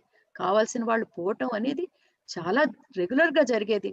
కానీ ఇలాంటివి మనం రూట్ సమూలంగా అర్థం చేసుకున్నప్పుడు, ఒక సామాన్య మానవుడిగా ప్రవర్తించకుండా ఒక నిజమైన జ్ఞానిలాగా రెండు పక్కల అర్థం చేసుకొని ప్రవర్తించినప్పుడు ఆ పోయినాత్మకు కూడా శాంతి, మనకి కూడా కొంచెం క్లోజర్ లాగా ఉంటుంది. సో ఇది ఒక చాలా గొప్ప సంఘటన మాస్టర్స్. అందుకే నేను ఇంత వివరంగా ఈ సంఘటన మీకు చెప్పాను. సరే, మాత హనుమంతుల వారు ఇద్దరు వెనక్కి వచ్చేస్తారు. కానీ మాత ఇదంతా జరిగినప్పుడు మాత మనసులో ఒక బాధ. ఏం బాధ? ఈ బాధ మాత సోమతో మొదట్లో పంచేసుకుంది. ఏమని పంచుకుంటారు మాత? ఈ సంఘటన జరిగినప్పుడు ఆ పులితో మాట్లాడినప్పుడు మాత అంటుంది సోమతో, ఈ మనుషులకి ప్రకృతికి మధ్యలో యుద్ధం మొదలయ్యింది సోమ అంటుంది. అమ్మ అదే కదా జరగకూడదు అని అనుకుంది. అమ్మకి ఏంటి, ప్రతి మనిషి ప్రకృతి పట్ల, ప్రతి జీవజంతువుల పట్ల ఆ ప్రేమను అనుభవించాలి, ఆ కనెక్షన్ ఫీల్ అవ్వాలని అమ్మ తపన. కానీ ఇక్కడేం జరుగుతోంది? అమ్మ అనుకుంటోంది ఒకటి, ఇక్కడ మానవులు చేస్తోంది ఒక్కటి, అయోధ్య నుంచి వచ్చిన వాళ్ళకి ఆ కనెక్షన్ లేదు, అడవితో ఉన్న ఆ బంధం లేదు. అందుకని ఏం చేశారు, ఆ పులి పిల్లని పోనీ తన అవసరానికి చేశారా? కాదు, టైం పాస్, ఆనందానికి. ఆ పులి తన ఆనందానికి ఇంకో మనిషిని చంపే తత్వం అంటే ఎంత క్రూరత్వం వచ్చేసిందో చూడండి మానవుల్లో. ఆ క్రూరత్వం చూస్తే అమ్మకి బాధ. సో ఇక్కడి ఈ ఈ సంఘటన అయినాక హనుమంతులు వారు అమ్మ వెనక్కి వచ్చినప్పుడు ఆ అమ్మ ఏమి ఎక్కువ మాట్లాడలేదు. ఇంకా ఆ రోజైతే ఇంకా పిల్లల్ని కూడా అమ్మ పడుకోబెట్టలేదు. సోమకి తెలుసు, హనుమంతుల వారంతా చెప్పారు ఇంత జరిగింది గత 2 రోజుల్లో అని. వచ్చిన దగ్గర నుంచి అమ్మ ఏ విషయంలోనో ఆలోచించేస్తోంది, ఎవరితో మాట్లాడట్లేదు. మర్నాడు పొద్దున్న సోమ లేచి అమ్మ అమ్మ కుటీరంలో వెళ్ళేటప్పటికి అమ్మ లేదు అక్కడ. అప్పుడు బయటకొస్తే గేట్ దగ్గర హనుమంతుల వారు కూర్చొని ఉన్నారు. అప్పుడు సోమ హనుమంతుల వారి దగ్గరికి వెళ్ళి అడుగుతుంది, అమ్మని చూసావా అని. అప్పుడు ఆ అడవి వంక చూపిస్తాడు హనుమంతుల వారు. అక్కడ చూస్తే జస్ట్ ఆ అడవి మొదల్లోనే అమ్మ ఎప్పుడు అక్కడ ధ్యానం కూర్చుని అమ్మకు ఒక రాయి ఉంటుంది. మనకి ఇంతకు ముందు కూడా పార్ట్ 2 బిగిన్ అయినప్పుడు సోమ చెప్తుంది, ఈ రాయి మీదే అమ్మ కూర్చొని ఎప్పుడు ధ్యానం చేసేది, అందుకే నేను ఇక్కడే ఈ కుటీరంలోనే ఉంటున్నానని. సో అదే అక్కడే కూర్చొని అమ్మ ఆ చెట్టు దగ్గర కూర్చొని ధ్యానంలో ఉంటుంది. అప్పుడు హనుమంతుల వారితో అడుగుతుంది, ఎప్పుడు వచ్చింది అమ్మ ఇక్కడికి అంటే, అర్ధరాత్రి అమ్మ కుటీరంలో నుంచి బయటకు వచ్చేసింది, నేను ఇక్కడ పడుకొని ఉన్నాను, అమ్మని చూశాను, అలా నడుచుకుంటూ అదిగో అక్కడ అడవి మొదట్లోకి వెళ్ళి అక్కడ కూర్చొని ధ్యానం చేస్తోంది, నేను ఇంకా అక్కడి నుంచి పడుకోలేదు, అమ్మనే కాపలా కాస్తున్నాను ఇక్కడి నుంచి. అప్పుడు అప్పుడు అడుగుతుందనమాట. అంతవరకు తెలియదు సోమకి ఏం జరిగిందో ఆ గత 2 రోజుల్లోని. అప్పుడు అడుగుతుంది హనుమంతుల వారితో, ఏమైంది, ఎందుకు అమ్మ ఇంత బాధలో ఉంది అంటే, అప్పుడు హనుమంతుల వారు చెప్తారు ఆ గత 2 రోజులు ఏం జరిగింది, ఆ వండిన వంటకం తీసుకొని రథంలో బయలుదేరి దిగించి మళ్ళా వెనక్కి వచ్చేదాకా అదంతా సోమతో చెప్తారు. అప్పుడు హనుమంతుల వారు అంటారు, వెనక్కి తిరిగి మేము వస్తున్నప్పుడు ఆ ఊరి నుంచి అమ్మ అస్సలు మాట్లాడలేదు, అమ్మ ఎంతసేపు ఎక్కడో చూస్తోంది, ముందు రాబోతున్న సంఘటనలు అమ్మ ఆలోచిస్తున్నట్లుంది. అప్పుడు హనుమంతుల వారు పలకరిస్తే అమ్మ రథంలో అంటుందట, నాకు మనుషులకి ఈ ప్రకృతికి మధ్యలో ఈ గ్యాప్ ఏదైతే ఉందో అది పెరుగుతున్నట్టు కనిపిస్తోంది. ఇలాగే ఇది పెరుగుతూ పోతే ఎన్నో జీవులు ఖతమైపోతాయి, అంతమైపోతాయి. అంటే మానవాళి అంతం చేసేస్తుంది. ఎందుకంటే మనుషులు ప్రకృతి ఒకటిగా బతక్కపోతే ఇంకా ఆ పులిపిల్లని చంపినట్టే అందరిని చంపేస్తారు అని అమ్మ చూడగలదు. ఇది ముందు రాబోతున్న భావి కాలం చూసి అమ్మ బాధపడుతోంది. అప్పుడు అమ్మ హనుమంతుల వారితో అంటోంది, ముందు రాబోతున్న కాలం చూస్తుంటే నాకు ఎంతో బాధగా ఉంది. ఇలా చెప్పింది అమ్మ మేము రథంలో వెనక్కి తిరిగి వస్తున్నప్పుడు అని సోమతో చెప్తారు హనుమంతుల వారు. అప్పుడు హనుమంతుల వారు సోమతో అంటారు, సోమ నువ్వేమి కంగారు పడకు, నువ్వు కుటీరంలో ఏం చేయాలో ఆ పనులు చూసుకో, నేను అమ్మని ఇక్కడ ఉండి ఈ గేట్ దగ్గర కూర్చొని, అమ్మ అదిగో ఎదురుగుండా ధ్యానం చేస్తోంది కదా, నేను ఇక్కడే కూర్చుంటాను, అమ్మ ధ్యానమయ్యి మళ్ళా వెనక్కి వచ్చేదాకా నేను ఇక్కడే కూర్చుంటాను, నువ్వేమి కంగారు పడకు, నీ పనులు చేసుకో. అలా అమ్మ ఎన్నో రోజులు అలా ధ్యానంలో కూర్చుండిపోయింది. సోమకి కంగారు, 1 రోజు కాదు 2 రోజులు కాదు, ఇదేంటి మాత ఇన్ని రోజులు ఇలా ధ్యానంలో కూర్చుండిపోయింది ఏమిటి అని. అప్పుడు హనుమంతుల వారిని అడిగింది, అయ్యో ఇన్నాళ్ళు అయిపోయింది హనుమా, అమ్మ ధ్యానంలోంచి బయటకు రావట్లేదు, ఇంతకు ముందు తెలుసు కదా తనకి మిథిలలో ఏం జరిగిందో, అమ్మ ధ్యానంలో నుంచి రాలేదు ఇంతకు ముందు, శ్రీరాముల వారి వల్లే అమ్మ బయటకు వచ్చిందని. అప్పుడు అంది, అమ్మో మనం కూడా ఏదైనా చెయ్యాలి హనుమా, నువ్వు అయోధ్యకి వెళ్ళి శ్రీరాముల వారిని ఇక్కడికి తీసుకోరా, శ్రీరాముల వారు ఇక్కడికి వస్తే గాని అమ్మ ధ్యానంలో నుంచి బయటికి రాలేదు అని. అప్పుడు హనుమ అంటాడు, సోమా నవ్వుతూ అంటాడు, శ్రీరాముల వారు రావటం ఏంటి, ఆయన ఎప్పుడో వచ్చేసారు ఇక్కడికి. అదేంటి ఎప్పుడు వచ్చారు నేను చూడలేదే అంటుంది. అప్పుడు హనుమంతుడు చెప్పాడు, మొదటి రాత్రి ఎప్పుడైతే అమ్మ ఆ రోజు రాత్రి లోపలికి రాకుండా ధ్యానంలో కూర్చుందో, నేను ఆ రోజు ఇక్కడ కూర్చొని ఉంటే నేను శ్రీరాముల వారిని ఇక్కడికి రావటం చూశాను, ఆవిడ ధ్యానంలో చెప్తాడు కదా అర్ధరాత్రి అమ్మ ధ్యానంలో కూర్చుందని, అప్పుడే వచ్చేసారు అని చెప్తాడు హనుమంతుల వారు, శ్రీరాముల వారు ఆ రోజే వచ్చేసారు అంటారు సోమతో. నాకు తెలియదు అమ్మ పిలిచిందో, తనే అమ్మ పరిస్థితి గ్రహించి వచ్చేసారు, కానీ నేను చూశాను శ్రీరాములు వారు రావటం, అమ్మ దగ్గరికి వెళ్ళటం, అమ్మ చేయి పట్టుకొని అమ్మని అలా అమ్మ శరీరంలోంచి ఆవిడని తీసుకెళ్లిపోయి వాళ్ళిద్దరూ అలా నడుచుకుంటూ అడవుల్లోకి వెళ్ళిపోవటం నేను చూశాను. నేను కూడా వాళ్ళ వెంట బయలుదేరతామని లేచాను. కానీ అమ్మ వెనక్కి తిరిగి నాతో చెప్పింది, హనుమ నువ్వు ఇక్కడే ఉండాలి. అందుకనే అమ్మ అడిగింది కాబట్టి నేను ఇక్కడ ఉండిపోయాను. కానీ నాకు తెలుసు వాళ్ళు ఎక్కడికి వెళ్ళారు. వాళ్ళు ఈ భూమండలం అంతా కలిసి తిరుగుతున్నారు.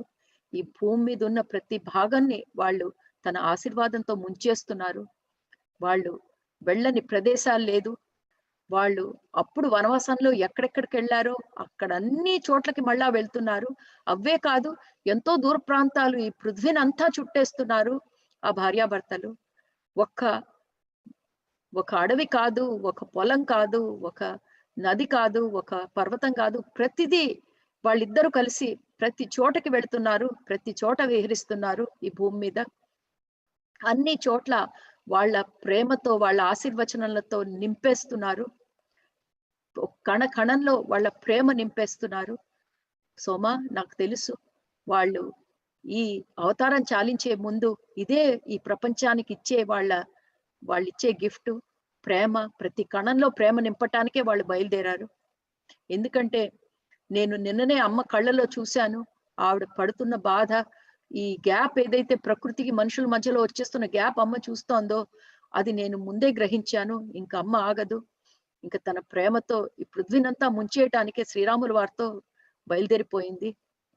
అలా వింటుంటే హనుమంతుల వారి కళ్ళల్లో వాళ్ళ అమ్మకి గురించి ఎంతో ప్రేమ భక్తి చూసింది సోమ. అప్పుడు హనుమంతుల వారు అంటారు, సోమ నాకు తెలుసు వాళ్ళు చక్కగా ఈ భూమండలం అంతా ప్రేమతో నింపేసి వెళ్ళిపోతారు. వాళ్ళు వెళ్ళిపోయినాక నా పనేంటో నాకు తెలుసు. వాళ్ళ అడుగుజాడల్లోనే నేను నడుస్తూ ఈ భూమండలం అంతా నేను చక్కగా ప్రదక్షిణం చేస్తాను.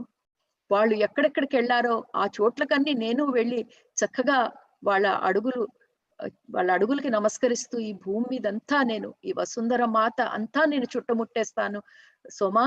అంత భక్తి హనుమంతుల వారికి సీతమ్మ వారు శ్రీరాములు అంటే. అంటే వాళ్ళు ఎక్కడెక్కడికి తిరుగుతున్నారో నేను వాళ్ళ తర్వాత నేను అక్కడికే వెళ్తాను అని చెప్తారు హనుమంతుల వారు. అప్పుడు సోమకి ఏమీ అర్థం కాలేదు. ఏం మాట్లాడుతున్నారు హనుమ?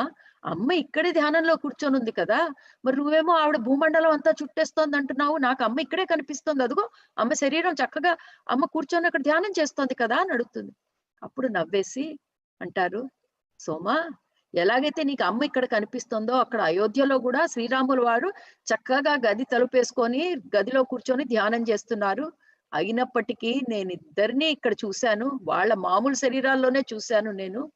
అదే రహస్యం శ్రీరాముల వారిది, సీతమ్మ రహస్యం ఇది. వాళ్ళు ఒక్క శరీరానికి లిమిటెడ్ గా లేరు, వాళ్ళు ఎన్నో రూపాలు ధరించగలరు. ఒక్క శ్రీరాముల వారు అయోధ్యలో ఉంటే ఇంకో శ్రీరాముల వారు సీతమ్మని తీసుకొని మొత్తం భూమండలం చేస్తున్నారు, భూమండలం అంతా ప్రదక్షిణం చేసేస్తున్నారు. అది వాళ్ళ గొప్పతనం, వాళ్ళ శక్తి అది అని హనుమంతుల వారు నవ్వుతారు. ఇంతలో వీళ్ళు మాట్లాడుకుంటుంటే పెద్ద వాన కురిసేట్టు పెద్ద పెద్ద మేఘాలు వచ్చేస్తున్నాయి. అయ్యో, అప్పుడు సోమ చాలా గట్టిగా వాన పడేట్టుంది హనుమ అంటుంది. అప్పుడు హనుమంతుడు చూస్తాడు, అయ్యో అక్కడ అమ్మ ధ్యానంలో కూర్చొని ఉంది, ఇప్పుడు వాన పడితే అమ్మ మా తల్లి తడిసిపోదా అని చెప్పి ఇంద్రుల వారి మీద గట్టిగా చెప్తాడు. ఇంద్రదేవా, నువ్వు ఇప్పుడు కురవలేవు, ఇప్పుడు నువ్వు కురిస్తే మా అమ్మ సంగతి ఏమవుతుంది? అలా ఈయన అరవంగానే అన్ని మేఘాలన్నీ మాయమైపోతాయి. అప్పుడు సోమ అంటుంది, ఇది తగునా హనుమ? నువ్వు కరెక్టే, నీకు నీ తల్లంటే ప్రేమ, కానీ ప్రకృతి, జీవజంతువులు, చెట్లు వీటన్నిటికీ నీళ్లు కావాలి కదా. నువ్వు ఇలా చేస్తే అమ్మ ఒప్పుకుంటుందా? అమ్మ ఎప్పటికీ ఒప్పుకోదు కదా. అయితే మనం ఏం చేయాలి ಅಂತ హనుమంతుడిని అడుగుతుంది. కరెక్టే సోమ, మనం ప్రకృతిని మనం ఇంటర్ఫేర్ చేయకూడదు, మనం మధ్యలో వేలు పెట్టకూడదు. ప్రకృతి ఎలా అవ్వాలో అలాగే అవ్వాలి. పర్వాలేదు, ఇంద్రదేవుడిని వర్షం పడితే పడి నేను చూసుకుంటాను. అప్పుడు మళ్ళా వర్షం కురవటం మొదలు పెట్టేస్తుంది. ఎప్పుడు హనుమంతుల వారు పర్మిషన్ ఇచ్చినాక. అంతా చూడండి పంచభూతాల మీద వాళ్ళ పవర్లు. కానీ అప్పుడు సోమ చూస్తుంది, అన్ని చోట్ల వర్షం పడుతోంది కానీ సీతమ్మ తల్లి కూర్చున్న చోట మాత్రం ఒక్క చుక్క పడదు. ఆ చిన్న మేర ఎక్కడైతే కూర్చుందో ఆవిడ చుట్టూ, ఆవిడ మీద ఏ నీరు లేదు. అప్పుడు సోమ అంటుంది, నాకు అర్థమైంది అప్పుడు హనుమంతుల వారు ఎంత గొప్పవారో ఆయన శక్తి గురించి అని. అలా చెప్తూ సోమ చెప్తుంది, ఎన్నాళ్ళు అలా కూర్చుందో అమ్మ ధ్యానంలో, నాకు ఒకటే హాయి, శ్రీరాముల వారితో పృథ్వీ మండలం అంతా చుట్టుముడుతుంది. కానీ ఇక్కడ అమ్మ శరీరం ఉంది కాబట్టి రోజు సోమ తీసుకెళ్లి అక్కడ అమ్మకి పళ్ళు నీరు పెడుతుంది. రోజు అడవి జంతువులు వచ్చి చక్కగా అవి తిని వెళ్ళిపోతున్నాయి, కానీ అమ్మ మాత్రం ధ్యానంలోంచి లేవట్లేదు. అప్పుడు సోమకి చాలా చింత, అయ్యో అమ్మ ఏమీ తినట్లేదే, శరీరానికి ఏదో కావాలి కదా నిలబడటానికి, అమ్మ ఆరోగ్యం ఏమైపోతుందా అని. తగిలి చాలా రోజులైనాక అప్పుడు అమ్మ ధ్యానంలోంచి లేచి కుటీరం వైపుకి వస్తుంది. చూస్తే సోమ ఆశ్చర్యపోతుంది. అమ్మ ఏమీ నీరసంగా లేదు, ఇంకా చాలా బలంగా కనిపిస్తోంది. చాలా అంటే ఎంతో శక్తి ఉన్నట్టు అమ్మ కనిపిస్తోంది. ఎలా ఉందంటే రోజు చక్కగా ఆహారం నీరు మంచిగా చక్కగా నిద్ర అన్ని ఉన్నట్టు అమ్మ వెలిగిపోతోంది. అప్పుడు తనంది అమ్మతో, అమ్మా వచ్చావా, దా నేను నీకు ఏదైనా వండి పెడతానంటే అమ్మ నవ్వేసి, వద్దు సోమ నేను చక్కగా తిన్నాను అంటే. చక్కగా తింటావేమిటి అంటే అప్పుడు సోమతో చెప్పింది, మేము ఎక్కడెక్కడికి వెళ్ళామో అక్కడ అందరూ మాకు ఎంతో ప్రేమగా ఎన్నెన్నో గొప్ప గొప్ప వంటకాలు వండి పెట్టారు. మేము ఈ ప్రపంచంలో అన్ని భాగాల్లో అన్ని రకాల భోజనాలు చేసి వచ్చాము. వాళ్ళ ప్రేమ చూసాము, వాళ్ళ మంచితనం చూసాము. ఈ ప్రపంచంలో మూలల్లో ఎంతో ప్రేమగా అడవుల్ని చూసుకుంటున్నారు, జంతువుల్ని చూసుకుంటున్నారు. ఇంకా మాకు హాయిగా ఉంది. నాకు తెలుసు ఈ భూమి మీద కొంతమంది ప్రకృతికి దూరం అయిపోయినా ప్రకృతిని, ఈ భూమాతని ఎంతో ప్రేమగా చూసుకునే వాళ్ళు ఇంకా చాలా మంది ఉన్నారు. ఇంకా నాకు ఎటువంటి చింత లేదు సోమ అని హనుమకి సోమకి తను వెళ్ళొచ్చినవన్నీ చెప్తుంది. తర్వాత పిల్లల గురించి అడుగుతుంది, వదిలేసి వెళ్ళింది కదా అని. ఇప్పుడు పిల్లలు చక్కగా ఉన్నారని తెలిసి అప్పుడు అక్కడతో ఆ ఇన్సిడెంట్ అయిపోతుంది, ఆ సంఘటన అక్కడతో అవుతుంది. కొన్ని వారాలు గడిచిపోతాయి. కొన్నాళ్ళ తర్వాత ఒక రోజు శ్రీరాముల వారు వస్తారు. అప్పుడు వాళ్ళు భోజనం చేస్తున్నప్పుడు అప్పుడు ఆయన సీతామాతకి, నువ్వు మంచి పని చేశావు, ఎందుకంటే ఆ పులి గురించి ఆ సంఘటన వస్తుంది. అప్పుడు తను శ్రీరాముల వారు అంటారు, సీత నువ్వు చేసింది చాలా మంచి పని ఆ ఊరికి వెళ్ళటం. ఎందుకంటే ప్రతి ఊళ్ళో ప్రతి మనిషికి నా పరిపాలనలో అనిపించాలి ఈ రాజు మమ్మల్ని చూసుకుంటున్నారని. నువ్వు అక్కడ రాణిగా వెళ్ళి, నువ్వు రాణిగానే వెళ్ళలేదు, చక్కగా వాళ్ళ కోసం అని అన్ని వండి తీసుకెళ్ళావు. ఒక తల్లిలాగా, సో ఒక రాణిలాగా ఒక తల్లిలాగా వెళ్ళి వాళ్ళకి ఎంతో సహాయపడ్డావు. తర్వాత నువ్వు అక్కడికి వెళ్ళి ఆ తల్లి దగ్గర ఉండటం వల్లనే ఆ తల్లి బాధను నువ్వు తగ్గించగలిగావు అని ఎంతో ఆనందిస్తున్నారు శ్రీరాములు వారు అమ్మ చేసిన పని. అప్పుడు అమ్మంది, కానీ మనం చేయాల్సినవి ఇంకా చాలా ఉన్నాయి అని రాముల వారితో చెప్తుంది. అప్పుడు చెప్తుంది, అయోధ్య నుంచి ఒక వేటగాడు వెళ్ళి ఇవన్నీ మొదలు పెట్టాడు. అక్కర్లేని చావు, ఆ పులిపిల్లని చంపాల్సిన అవసరం ఏముంది?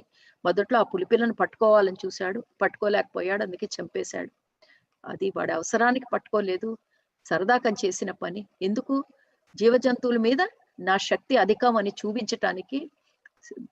ప్రకృతితో బతకాల్సిన తీరిది కాదు కదా మనుషులు అని శ్రీరాముల వారితో అమ్మ చెప్తే, శ్రీరాముల వారు కరెక్టే సీత, అయోధ్యలో మెల్లంగా అక్కడ శక్తి పెరుగుతోంది. ఏం శక్తి? రాజశక్తి, వాణిజ్య శక్తి. అక్కడ ఇప్పుడు పెద్ద ఊరైపోయింది అయోధ్య. దాంతో చాలా మంది జనాలకి వాళ్ళ లిమిట్స్ తెలియట్లేదు, వాళ్ళకి ప్రకృతి నియమాలు మర్చిపోతున్నారు. వేట, ఇంకా నేను వేట నియమాలు మార్చేయాల్సిన టైం వచ్చింది. ఈ ఏదైతే అడవి ఉన్నాయో ఆ అడవులందరినీ చక్కగా అడవి అంతా విభజన చేసి ఒక్కొక్క భాగం ఒక్కొక్క ఊరికి నేను అప్పచెప్పేస్తాను. ఆ ఊరి వాళ్ళే ఆ చక్కగా అడవి గురించి చూడటము వాళ్ళే చూసుకుంటారు. ఏ మనుషులు అడవిలో ఆ అడవి భాగంలో ఎంటర్ అవ్వకుండా. అంటే ఆ ఉన్న అడవినంతా, అయోధ్యకి చుట్టూ ఉన్న అడవులంతా చక్కగా ఒక డివిజన్ చేసేసి అక్కడ ఉన్న ఊరు, అంటే ఆ ఊళ్ళో ఉన్న జనాలకి, ఆటవికులకి ప్రకృతి అంటే బాగా అర్థం అవుతుందని వాళ్ళనే ఇన్ఛార్జ్ కింద పెట్టేసి ఏ మనుషులు ఆ అడవిలోకి వెళ్లకుండా చూసుకోవటానికి అట్లా నేను కొత్త నియమాలు పెడతాను. ఇప్పుడు మనం ఈ రూల్స్ తీసుకురావాలి. ఎందుకంటే మనిషి దాహం, లోభం ఎప్పుడైతే పెరిగిపోతుందో, ఎప్పుడైతే ఇంకో జీవజంతువు అవసరాలు మనిషికి కనిపించవో అలాంటప్పుడు ఇంకా జాగ్రత్త పడాల్సిన టైం అని చెప్పి శ్రీరాములు వారు చెప్తారు.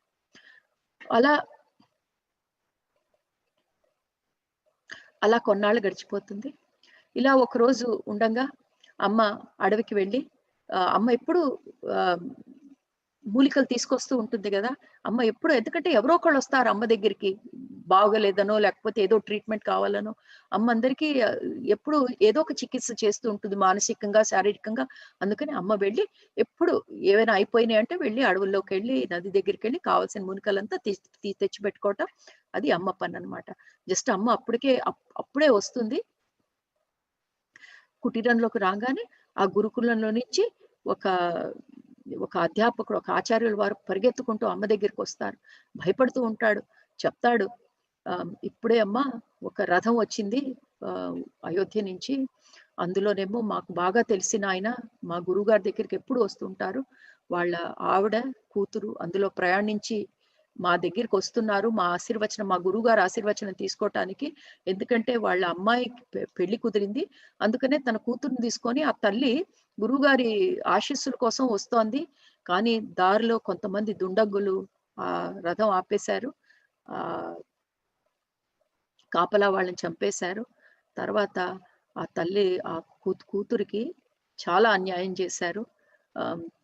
తల్లి కూతురు ఇద్దరు పడిపోయారు రథంలో నుంచి, ఇద్దరు స్పృహలేని పరిస్థితిలో ఉన్నారమ్మా. ఆచార్యుల వారికి భయం, మా గురువు గారు లేరు ఆశ్రమంలో, ఆయన వెనక్కి తిరిగి వచ్చి ఆయనకి ఇలా తెలిసిందంటే, తన కోసం వస్తున్న వాళ్ళకి ఇలా జరిగిందంటే ఆయన చాలా కోపగిస్తారు. అప్పుడు అమ్మ అంటుంది, ఎక్కడున్నారో వాళ్ళని ఇక్కడ తీసుకురండి అని. తల్లిని కూతుర్ని వాళ్ళు ఆ స్పృహ తప్పి ఉంటారు, వాళ్ళని అమ్మ కుటీరంలోకి తెస్తే ఆ కూతురు పరిస్థితి చూస్తే ఎంతో ఘోరంగా ఉంటుంది. బట్టలన్నీ చిరిగిపోయి ఉంటాయి. ఆ అమ్మాయిని ఎన్నో రకంగా మానభంగం చేయబడి ఉంటుందన్నమాట. ఆ అమ్మాయికి ఊపిరి కూడా ఆడట్లేదు. ఎంతో కష్టమైన పరిస్థితిలో ఉంది ఆ అమ్మాయి. అప్పుడు సోమ సాయంతో వాళ్ళిద్దరిని మాత కుటీరంలోకి తీసుకొస్తారు. అప్పుడు అమ్మ చెప్తుంది సోమతో, తల్లికి పర్వాలేదు, చిన్న గాయాలే ఉన్నాయి, ఆవిడ తొందరగానే స్పృహలోకి వస్తుంది, కానీ కూతురు పరిస్థితి అస్సలు బాగాలేదు. కూతురికి జరిగిన అన్యాయం చాలా ఎక్కువ. సోమ, నువ్వు వెళ్ళి నేను తెచ్చిన మూలికలు పట్రా. నేను ఈ రోజు పొద్దునే నాకు ఈ మూలిక దొరికింది, ఎందుకైనా పనికొస్తుందని ఒక పర్టికులర్ మూలిక నేను తీసుకున్నాను, అది పట్రా. అప్పుడు చక్కగా అమ్మాయికి అంతా శుశ్రూషలు చేసి అమ్మాయికి మొత్తం అంతా గాయాలు అమ్మ తను తెచ్చిన మూలికలతో చక్కగా ఒక పేస్ట్ లాగా చేసి ఆ అమ్మాయి పొత్తి కడుపు ప్రాంతం అంతా అమ్మ చక్కగా ఆ మూలికలు రాస్తూ ఉంటుంది. సోమేమో ఆ అమ్మాయి నోట్లో నీళ్లు పోయటానికి అలా ప్రయత్నిస్తోంది, ఎందుకంటే ఆ అమ్మాయి పరిస్థితి చూస్తే అసలు రాత్రి గడుస్తుందా అన్నట్టుంది. అప్పుడు ఆ రోజు రాత్రి అమ్మేమో సోమని, నువ్వు వెళ్ళి పిల్లల్ని చూసుకో, నేను ఈ అమ్మాయి దగ్గర నేను ఉంటాను అని చెప్పి చెప్తుంది. అప్పుడు సోమ వెళ్ళి పిల్లలు లవకుశుల్ని పడుకోబెట్టి మళ్ళీ అమ్మ దగ్గరికి వచ్చేటప్పటికి అమ్మ అలా కూర్చొని ఆ అమ్మాయి పక్కన ధ్యానంలో కూర్చొని ఉంది. అలా అమ్మ మంత్రాలు ఉచ్చరిస్తోంది, ఆ అమ్మాయి పడాలని. అలా ఎన్ని గంటలు కూర్చుందో అమ్మ. ఈ లోపల సోమ అమ్మ ఆ మూలికలతో చేసిన పేస్ట్ అలా అమ్మాయి పొత్తి కడుపుకు రాస్తూ కూర్చుంది. అప్పుడు సోమ చెప్తుంది, నేను అలా రాస్తూనే నేను నిద్రపోయాను. తర్వాత నాకు మెలకు వచ్చేటప్పటికి చూస్తే తెలతెలవారుతోంది, బయట ఏదో గోలగా ఉంది, చాలా మంది మనుషులు మాట్లాడుకుంటూ ఉన్నారు. మాతను చూస్తే మాత ఇలా వంగి ఆ అమ్మాయి ఊపిరి ఎలా ఉందో, ఎందుకంటే ఊపిరి సరిగ్గా తీసుకోలేకపోతోంది ఆ అమ్మాయి, అది అమ్మ చెక్ చేస్తోంది. అప్పుడు అమ్మ చెప్తోంది సోమాకి, మెల్లమెల్లగా ఊపిరి మామూలు అవుతోంది, మళ్ళా మనకి దక్కుతుంది పిల్ల, పర్వాలేదు, నిన్న అమ్మాయి పరిస్థితి అంత బాగులేదు. ఇంతలో బయట గోల గట్టిగా పెరిగిపోతోంది. అమ్మ అది వినేటప్పటికీ ఆ బయట నుంచి వస్తున్న కోలాహలం వెంటనే అమ్మ మొహంలో ఎక్స్ప్రెషన్స్ మారిపోయినాయి. అమ్మ ఒక్క ఉరుకులో లోపల నుంచి బయటికి పరిగెడుతుంది. అలా చేయటానికి వీల్లేదు అని గట్టిగా అరుస్తూ అమ్మ పరిగెడుతుంది బయట. సోమకేం అర్థం కాదు, ఎందుకు అమ్మ అరుచుకుంటూ బయటికి వెళ్ళిందో. సోమ బయటకు వచ్చేటప్పటికి అక్కడ దృశ్యం చూస్తుంది. అమ్మ ఆ బయట ఉన్న గుంపు మధ్యలో ఉంది. బయట చూస్తే బయట వాళ్ళ గురువుగారు, అక్కడ బయట ఉన్న సీన్ మనకి సోమ ఎక్స్ప్లెయిన్ చేస్తోంది. అమ్మ మెరుపులాగా కుటీరంలో ఈ క్షణం ఇక్కడ ఉందంటే మెరుపులాగా అమ్మ రెండో క్షణం బయట నిలబడి ఉంది. ఏమవుతోందంటే అక్కడ పరిస్థితి, అక్కడ సీన్ చూస్తే ఇద్దరు దుండంగులు నేల మీద పడున్నారు. అమ్మేమో ఆ దుండంగులకు కొంచెం దూరంలో ఆ గురువు గారు ఎవరైతే ఆ క్రితం రోజు లేరు ఊళ్ళో, ఆయన వచ్చేసినట్టున్నారు, ఆయన నిలబడి ఉన్నారు. ఆయన బాలకం చూస్తే ఆ ఇద్దరికి శాపం ఇద్దామని ఇట్లా చెయ్యి ఎత్తి ఉన్నారు. అమ్మ పరిగెత్తుకుంటూ వెళ్ళి వాళ్ళ ఆ పడిపోయిన దుండంగులకి ఆ గురువు గారి మధ్యలో అమ్మ నిలబడి ఉంది. నిలబడి అమ్మ ఎంత గట్టిగా అరుస్తుందంటే ఆ అరుపు అమ్మ శరీరంలోంచి వస్తున్నట్టు అనిపించలేదు. సోమ చెప్తుంది, అమ్మ చెప్పిన ప్రతి మాట మొత్తం ఆకాశంలో నుంచి, వాయులో నుంచి, పృథ్వీలో నుంచి, అడవుల్లో నుంచి ఇలా ఈకోలాగా వచ్చింది అమ్మ. అమ్మ మాట్లాడుతున్న మాట అది అమ్మ గొంతులో నుంచి వచ్చినట్టు లేదు, ప్రతి జీవుల్లోంచి వస్తున్న మాటలాగా అనిపించింది. అప్పుడు అమ్మ గట్టిగా అరిచి ఆ మాట ఏమంటోందంటే, ఆ వస్తున్న చుట్టుపక్కల నుంచి వస్తున్న సౌండ్ ఏంటంటే, మీరు అలా చేయటానికి వీల్లేదు, ఇంకా శాపం ఇచ్చే టైం అయిపోయింది, మీరు ఇంకో శాపం ఇవ్వటానికి వీల్లేదు అని అమ్మ అరుస్తుంది. ఆ అరుపు ఎట్లా ఉందంటే మొత్తం భూ ప్రపంచం అన్నిట్లో నుంచి వస్తున్న అరుపులాగా ఉంది. అది అమ్మ నోట్లోంచి వచ్చిన లాగా లేదు. అమ్మ అరుపు వినంగానే ఆ అరుపు 4 చోట్ల నుంచి ఈకో అవుతూ వినిపిస్తుంటే ఆ గురువు గారు అలాగే ఉండిపోయారు. శాపం ఇచ్చే ధైర్యం కూడా లేదు. అదే టైంలో రాముల వారు అప్పుడే వచ్చి ఉన్నారు. అప్పుడు ఆ గురువు తన ఎత్తిన చెయ్యి కిందకి దించేశారు ఇంకా శాపం ఇవ్వకుండా. అప్పుడు అమ్మ ఇంకేం మాట్లాడకుండా, ఆయన ఎప్పుడైతే శాపం విరమించుకున్నారో అమ్మ మాట్లాడకుండా మళ్ళా కుటీరం లోపలికి వచ్చేసింది. అమ్మతో పాటు సోమ కూడా లోపలికి వస్తుంది. లోపలికి వచ్చి చూస్తుంది, అమ్మ శరీరంలో అదొక రకమైన శక్తితో ప్రకంపించేస్తోంది అమ్మ. అసలు అమ్మ తన శరీరంలో ఉన్నట్టు లేదు, అక్కడ ఒక ఆదిశక్తి వచ్చేసి అమ్మని ఊపేస్తోంది. అంత ఎనర్జీతో అమ్మ ఊగిపోతోంది. సోమ చెప్తుంది, నాకు అమ్మ దగ్గరికి వెళ్ళే ధైర్యం కూడా లేదు, ఎందుకంటే అమ్మలోంచి వస్తున్న పవర్ అటువంటిది. అలా ఎంతసేపు నేను అమ్మ దగ్గరికి వెళ్ళాలనుకోవటం, వెళ్ళలేకపోవటం, అలాంటి పరిస్థితుల్లో నేను నిలబడిపోయాను. అప్పుడు అరగంట తర్వాత శ్రీరాములు వారు ఆ కుటీరం లోపలికి వస్తారు. అప్పుడు సోమ ఉండాలో లేదో తెలియదు, కానీ అక్కడ ఆ చిన్నపిల్ల అక్కడ పడుకొని ఉంది కదా, ఎవరైతే గాయపడిందో, అందుకనే వెళ్ళి సోమ ఆ అమ్మాయి దగ్గర కూర్చుంటుంది. శ్రీరాముల వారు బెల్లంగా లోపలికి వస్తారు. వెళ్ళి ఆయన వెంటనే అమ్మ దగ్గరికి వెళ్ళలేదు, అమ్మతో పలకరించిన కూడా లేదు ఫస్ట్. ఈ లోపల అమ్మ శరీరం ఇంకా ప్రకంపించేస్తోంది. కోటి మెరుపులు అమ్మలో నుంచి అలా పాస్ అవుతున్నట్టు, అక్కడ ఒక ఆదిశక్తి అవతారం లాగా ఉంది అమ్మ, ఒక మనిషిలాగా లేదు. శ్రీరాములు వారు తిన్నగా సోమ దగ్గరికి వచ్చి తల్లి కూతుళ్ళు ఎలా ఉన్నారు అని అడిగారు. అప్పుడు సోమ చెప్తుంది, తల్లి పర్వాలేదు, తల్లికి పెద్ద గాయం లేదు, ఓ చిన్న గాయం తల మీద తగిలింది. కూతురే చాలా చాలా గాయపడిపోయి ఉంది, చాలా సమయం పడుతుందేమో కోలుకోవటానికి. కానీ అమ్మ చెప్పింది పర్వాలేదు, ఊపిరి బాగానే ఆడుతోంది, ఇంకా బాగైపోతుందని ఈరోజు పొద్దునే చెప్పింది. అది విన్నాక అప్పుడు శ్రీరాములు వారు సీతమ్మ దగ్గరికి వెళ్తారు. సీతమ్మ వణికిపోతోంది, అది ఆదిశక్తి అవతారంలో ఉంది అమ్మ. అప్పుడు శ్రీరాములు వారు మెల్లంగా ఆవిడ భుజం మీద చెయ్యి వేస్తారు. ఆయన చెయ్యి వేయంగానే ఇప్పుడు అమ్మ శాంతిస్తుంది. అప్పుడు శ్రీరాములు వారు అంటారు, సీత, ఆ ఇద్దరు దుండంగులు చేసిన పొరపాటు మామూలైన పొరపాటు కాదు. అంటే ఆ కింద పడిపోయిన ఇద్దరు ఆ దుండంగులు ఎవరైతే ఆ తల్లి కూతుళ్ళని అంత బాధిస్తారే వాళ్ళే ఆ ఇద్దరు అనమాట. వాళ్ళని గురువు గారు శాపం ఇవ్వబోతుంటే అమ్మ మధ్యలోకి వెళ్ళి ఆపుతుంది. ఎందుకు ఆపుతుంది?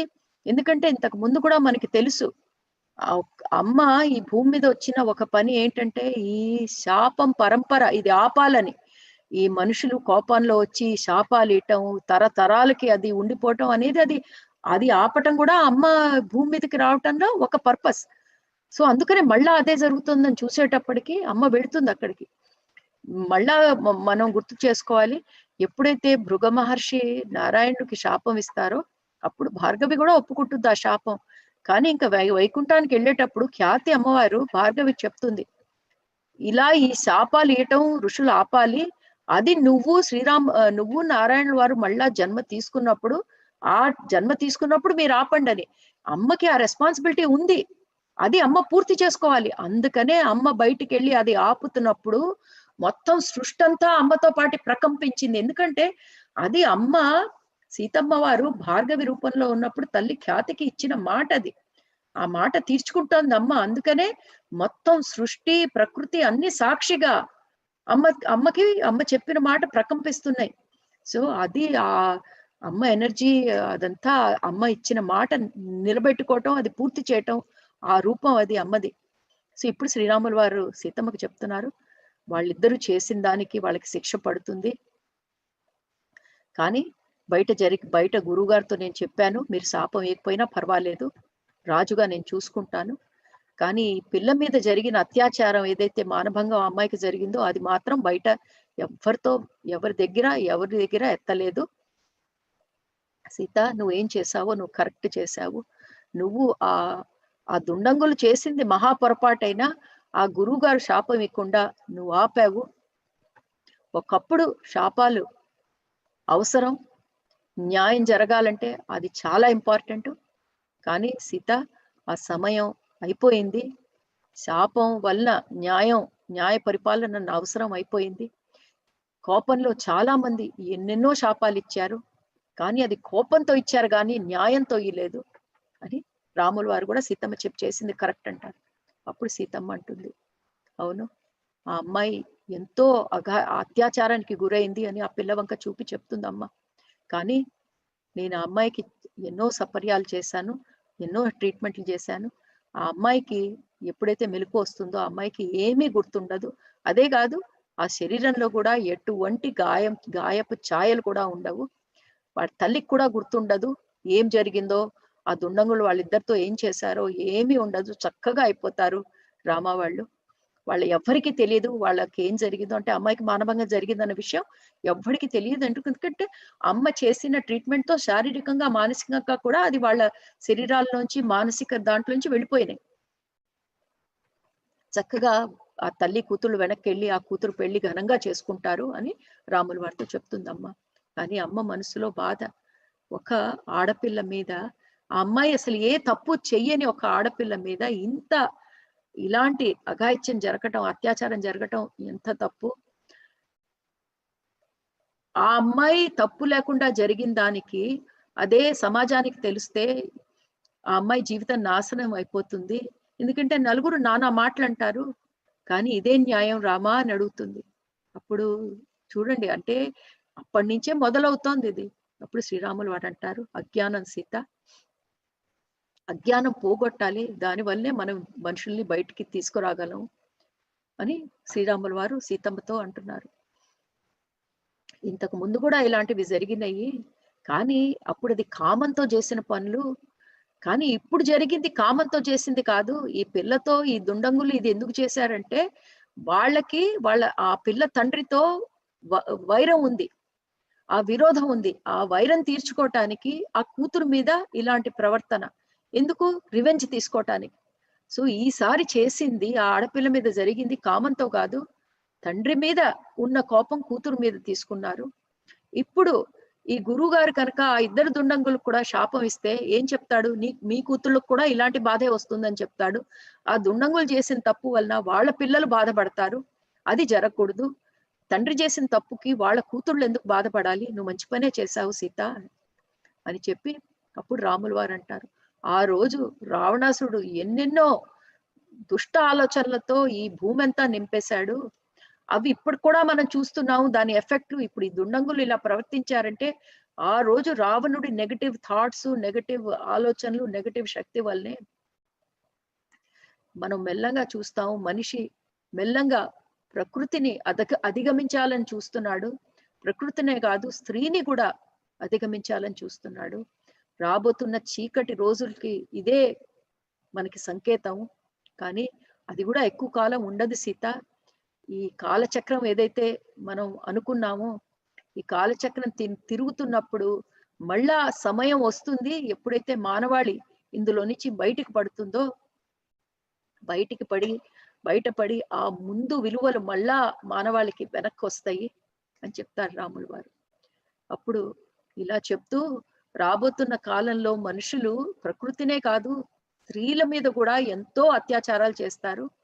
ఒక్క స్త్రీలే కాదు బాధపడేది సీత, ఎప్పుడైతే ఆ శక్తి రూపం చీకట్లోకి వెళ్ళిపోతుందో, అంటే నీడల్లోకి వెళ్ళిపోతుందో,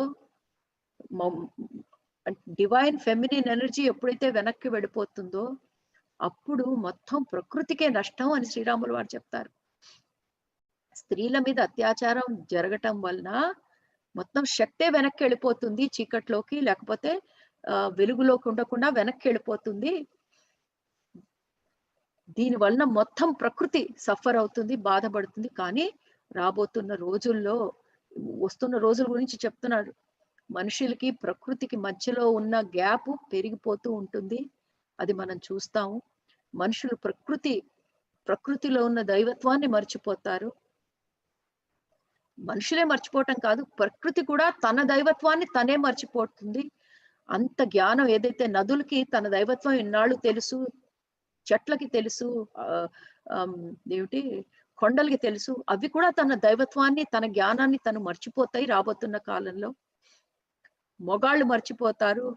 ఈ శక్తి ఈ ప్రపంచంలోకి వచ్చే ఒకానొక్క మార్గం స్త్రీ అని, అది కూడా మర్చిపోతారు. ఈ సృష్టికి కారణం స్త్రీ అన్న సంగతి కూడా మర్చిపోతారు. మొగాళ్లే కాదు, ఆడవాళ్ళు కూడా తన శక్తిని మర్చిపోతారు. సో ఇది మొగాళ్ళు మర్చిపోవటమే కాదు, ఆడవాళ్ళు కూడా మర్చిపోతారు వాళ్ళ శక్తిని. కానీ శక్తి ఏదైతే వెనక్కి ఒక అడుగు వేస్తుందో అది అలా ఎదురు చూస్తుంది టైం కోసం. మళ్ళా ఆ కాలచక్రం, మళ్ళా అసెండింగ్ టైం అంటే ఆరోహణలోకి ఎప్పుడైతే వెళుతుందో ఆ శక్తి మళ్ళా ముందుకు వస్తుంది సీత. ఆ శక్తి ముందుకు వచ్చినప్పుడు ఆ జ్ఞానం అంతా మళ్ళా రావాలి బయటికి. ఆ జ్ఞానం బయటికి రావాలి అంటే అది మన పనే. ఇప్పుడు మనం ఏదైతే మనం ఈ బీజం ఇప్పుడు చక్కగా నాటుతున్నామో ఇది ఆ రోజుకి పనికొస్తుంది సీత అని చెప్తాడు. ఇలా సీతమ్మ తల్లికి మళ్ళా గుర్తు చేస్తున్నారు తను ఎందుకు వచ్చాము. ఎందుకంటే సీతమ్మ తల్లి ఎంతో బాధలో ఉంది వీళ్ళ బాధ చూసి. అప్పుడు రాముల వారు చెప్తున్నారు, ఇది కాలచక్రం సగం రీజన్ దీనికి జరుగుతున్నది, ఇంకో సగం మనిషి ఆలోచించే విధానం. ఎందుకంటే రావణుడు ఎగ్జాంపుల్ ఇచ్చారు, నెగటివ్ ఎనర్జీతో మనిషి ఆలోచిస్తున్నప్పుడు ప్రకృతి మీద అయ్యే ప్రభావం, మనిషికి ప్రకృతికి మధ్య దూరం ఎలా పెరిగిపోతుందో దాని వలన జరిగే పరిణామాలు, వీటన్నిటి గురించి రాముల వారు సీతమ్మ తల్లితో చెప్తున్నారు. అప్పుడు ఆ తల్లి కూతుళ్ళు ఎవరైతే గాయపడి ఉన్నారో వాళ్ళ దగ్గరికి వచ్చారు. ఆ తల్లి అప్పుడే కళ్ళు తెరిచింది. అప్పుడు కాసేపు అయినాక ఆ తల్లి అడుగుతుంది ఏం జరిగింది అని. ఏమి జరగలేదు, చిన్న యాక్సిడెంటే, ఇలా మీరు పడిపోయారు రథంలో నుంచి. అప్పుడు కూతురు వంక చూసి నా కూతురు బాగానే ఉందా అంటే బాగానే ఉంది, కొంచెంసేపు అయితే తనకి స్పృహలోకి వస్తుంది అని చెప్తుంది. అప్పుడు కొంచెంసేపు అయినాక కూతురు కూడా చక్కగా స్పృహలోకి వస్తుంది. అప్పుడు ఆ గురువు గారు వస్తారు సీతమ్మ ఆశ్రమంలో వచ్చి చెప్తాడు, అమ్మ నువ్వు ఏదైతే చేసావో కరెక్టే చేసావు, నన్ను శాపం ఇవ్వకుండా ఆపావు కదా. ఈ శాపం ఇచ్చే అధికారం మన మహారాజుకే ఉంది. కానీ నాకు చాలా బాధ, నాకు బాగా వీళ్ళ తండ్రి అంటే ఈ పిల్ల తండ్రి నాకు చాలా అత్యంత ప్రియుడు. నా దగ్గరికి వస్తున్నప్పుడు ఇలా జరిగిందంటే నాకు ఎంతో బాధ కలిగింది. కానీ నీ సాయం వలన మళ్ళా ఆ తల్లి కూతుళ్ళు ఇద్దరు బాగైపోయారు అని చెప్పి వాళ్ళిద్దరు ఇప్పుడు బాగుపడిపోయారు కాబట్టి వాళ్ళని ఆశ్రమానికి తీసుకెళ్ళిపోతారు. అప్పుడు సోమ చెప్తోంది, వాళ్ళిద్దరు వెళ్ళిపోయినాక అప్పుడు సోమకు అర్థం అవుతుంది, ఆ పిల్లని నయం చేయాలన్న తపనతో ఆ తల్లి సీతమ్మ తల్లి ఆ కూతురు బాధంతా తీసి చక్కగా తను స్వీకరించుకుంది. అదంతా ఆ ఏ బాధ అయితే తను ట్రీట్ చేసిందో మానసికంగా శారీరకంగా అదంతా కూతురి శరీరంలో నుంచి మానసిక రెల్మ్ లో నుంచి తీసి అదంతా సీతమ్మ తల్లి ఆ బాధంతా తను తీసేసుకుంది.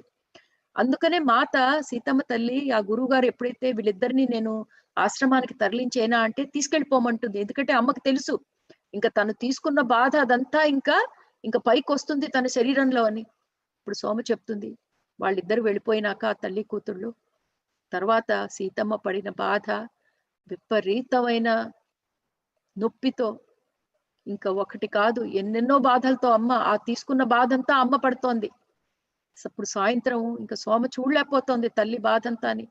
అయ్యో ఇంకొకళ్ళని ఆదుకుందామని అమ్మ అసలు తన గురించి ఒక నిమిషం కూడా ఆలోచించలేదే అని. సో ఆ రోజు సాయంత్రం శ్రీరాముల వారు వచ్చారు. ఎందుకంటే తల్లి ఎలా ఉందని, సీతమ్మ తల్లి ఎలా ఉందో శ్రీరాముల వారికి తెలియదా. అప్పుడు ఆయన సీతమ్మ తల్లి ఉన్న కుటీరం దగ్గరికి రాగానే సోమ పరిగెత్తుకుంటూ తన ద్వారం దగ్గరికి వెళ్ళి, ప్రభు నన్ను క్షమించండి ఇలా అంటున్నానని, కానీ మాత సీతమ్మ తల్లి నాకు చెప్పింది మీతో చెప్పమని, మీరు అమ్మ ఉన్న ఈ పరిస్థితుల్లో మీరు లోపలికి వెళ్ళలేరు అని. ఎందుకంటే అమ్మ పరిస్థితి అస్సలు సరిగ్గా లేదు.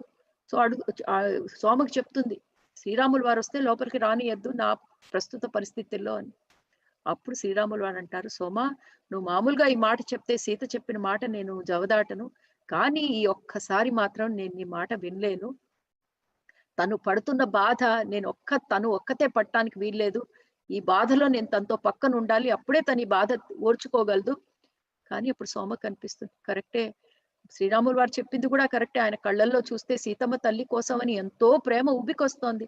అప్పుడు అనుకుంటుంది, లేదు శ్రీరాములు వారు పక్కన ఉంటేనే అమ్మ ఈ బాధలో నుంచి బయటికి రాగలదని. అప్పుడు శ్రీరాములు వారు లోపలికి వెళ్తారు.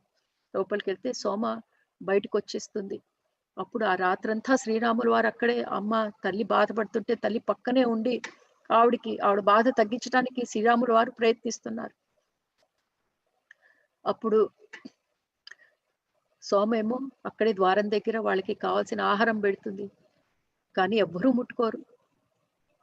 మర్నాడు పొద్దున వచ్చినప్పుడు అప్పుడు శ్రీరాములు వారి తలుపు తెరిచి అడుగుతారు, సోమా నేను రాత్రంతా వాళ్ళు తిండ్రు, సో ఇప్పుడు కొంచెం భోజనం తీసుకురా అని. అప్పుడు చూస్తే అమ్మ ఎలా ఉందని అడిగితే, ఇప్పుడు పర్వాలేదు, అమ్మకి ఆ పడిన బాధ అంతా ఇప్పుడు తగ్గింది, ఇప్పుడు మెల్లమెల్లగా మాత బాగైపోతుంది. అది చూసి సోమ ఎంతో బాధపడుతూ శ్రీరాములు వారితో ఉంటుంది, ప్రభు ఈ బాధంతా తను ఆ పిల్ల మీద జరిగిన ఎంత డ్యామేజ్ ఆ పిల్ల అనుభవించిందంటే అదంతా తల్లి తీసేసుకుంది, ఎందుకు ఆ పిల్లకి కష్టం కలగకూడదని. అప్పుడు శ్రీరాముడు తలుపుతుంటే, ఇది మొదటిసారి కాదు ప్రభు, ఎన్నిసార్లు ఇలా చేసిందో, ఎవరి కష్టంలో ఉన్నా వాళ్ళ కష్టం తను తీసేసుకుందాం అన్న తప్పన. అంటే శ్రీరాములు వాడు అప్పుడు చెప్పాడు, సోమా సీతకి ప్రతి జీవం తనకి చాలా విలువైంది.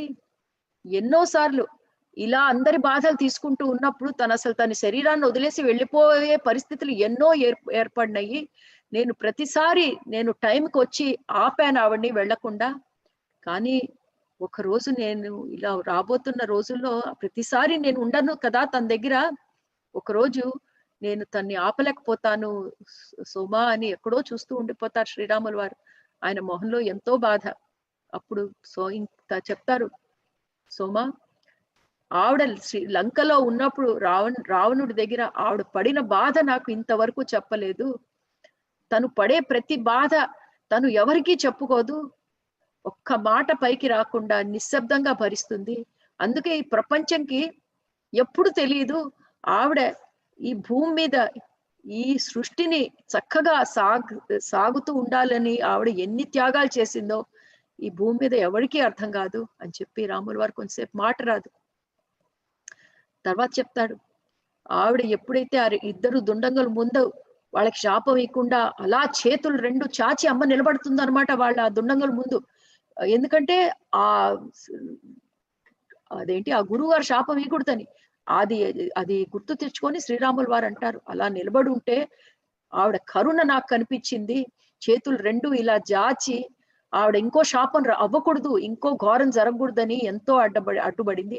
ఆ టైంలో ఆవిడ అలా చేయి జాచి ఉన్నప్పుడు నేను చూశాను, ఈ ప్రపంచంలో ఈ భూమి నలుమూలల నుంచి అన్ని రకాలైన నకారాత్మకమైన ఆలోచనలు, ఈ భూమి మీద ఎక్కడెక్కడ నకారాత్మకమైన ఆలోచనలు ఉన్నాయో ఆవిడ అన్ని తనలో తీసేసుకుంది. అందుకనే ఆవిడ శరీరం అలా వణికిపోతోంది.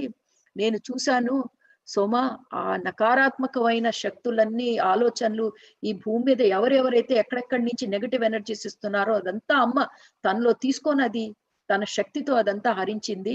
నేను కూడా సీతని ఆపలేకపోయాను, ఎంత బాధపడి ఉంటుందో, కానీ తను అంత బాధలో ఉండటం చూసి నా బాధ నేను ఎంతో బాధపడ్డాను, కానీ ఆపలేకపోయాను.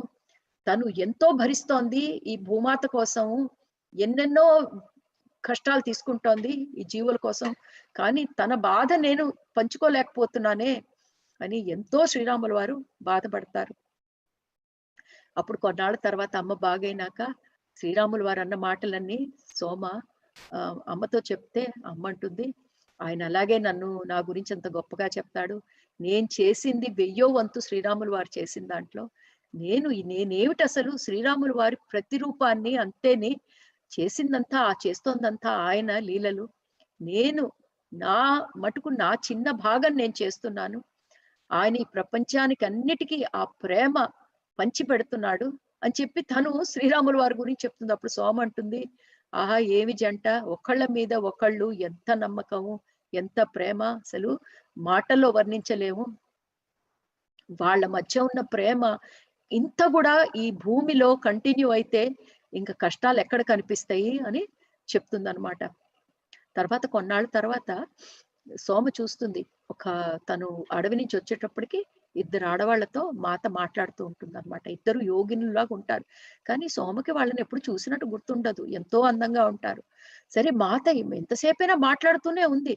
అయితే వాళ్ళు ఎవరో ముఖ్యులై ఉంటారని గబగబా మంచి వంట చేస్తుంది సోమ. అప్పుడు మాత దగ్గర ఉంచి వడ్డించటం చక్కగా సోమ చూస్తుంది. అయితే వీళ్ళు చాలా కావాల్సిన వాళ్ళు అనమాట అని. వాళ్ళు వెళ్ళిపోయినాక అప్పుడు అడుగుతుంది, ఎవరమ్మా వాళ్ళు అని. అయ్యో అదే మర్చిపోయావా, అరుంధతి యోగిని ఖ్యాతి, నా తల్లి ఖ్యాతి. మనం ఇక్కడికి వచ్చిన కొత్తల్లో అప్పుడు వాళ్ళిద్దరే కదా చెప్పారు నాకు నేను చేయాల్సిన పనులు ఏమిటో అని, నీకు మర్చిపోయావా అని చెప్తుంది అనమాట. అయితే అప్పుడు చెప్తుంది, నేను అప్పుడు సోమకంతా గుర్తుకొస్తుంది.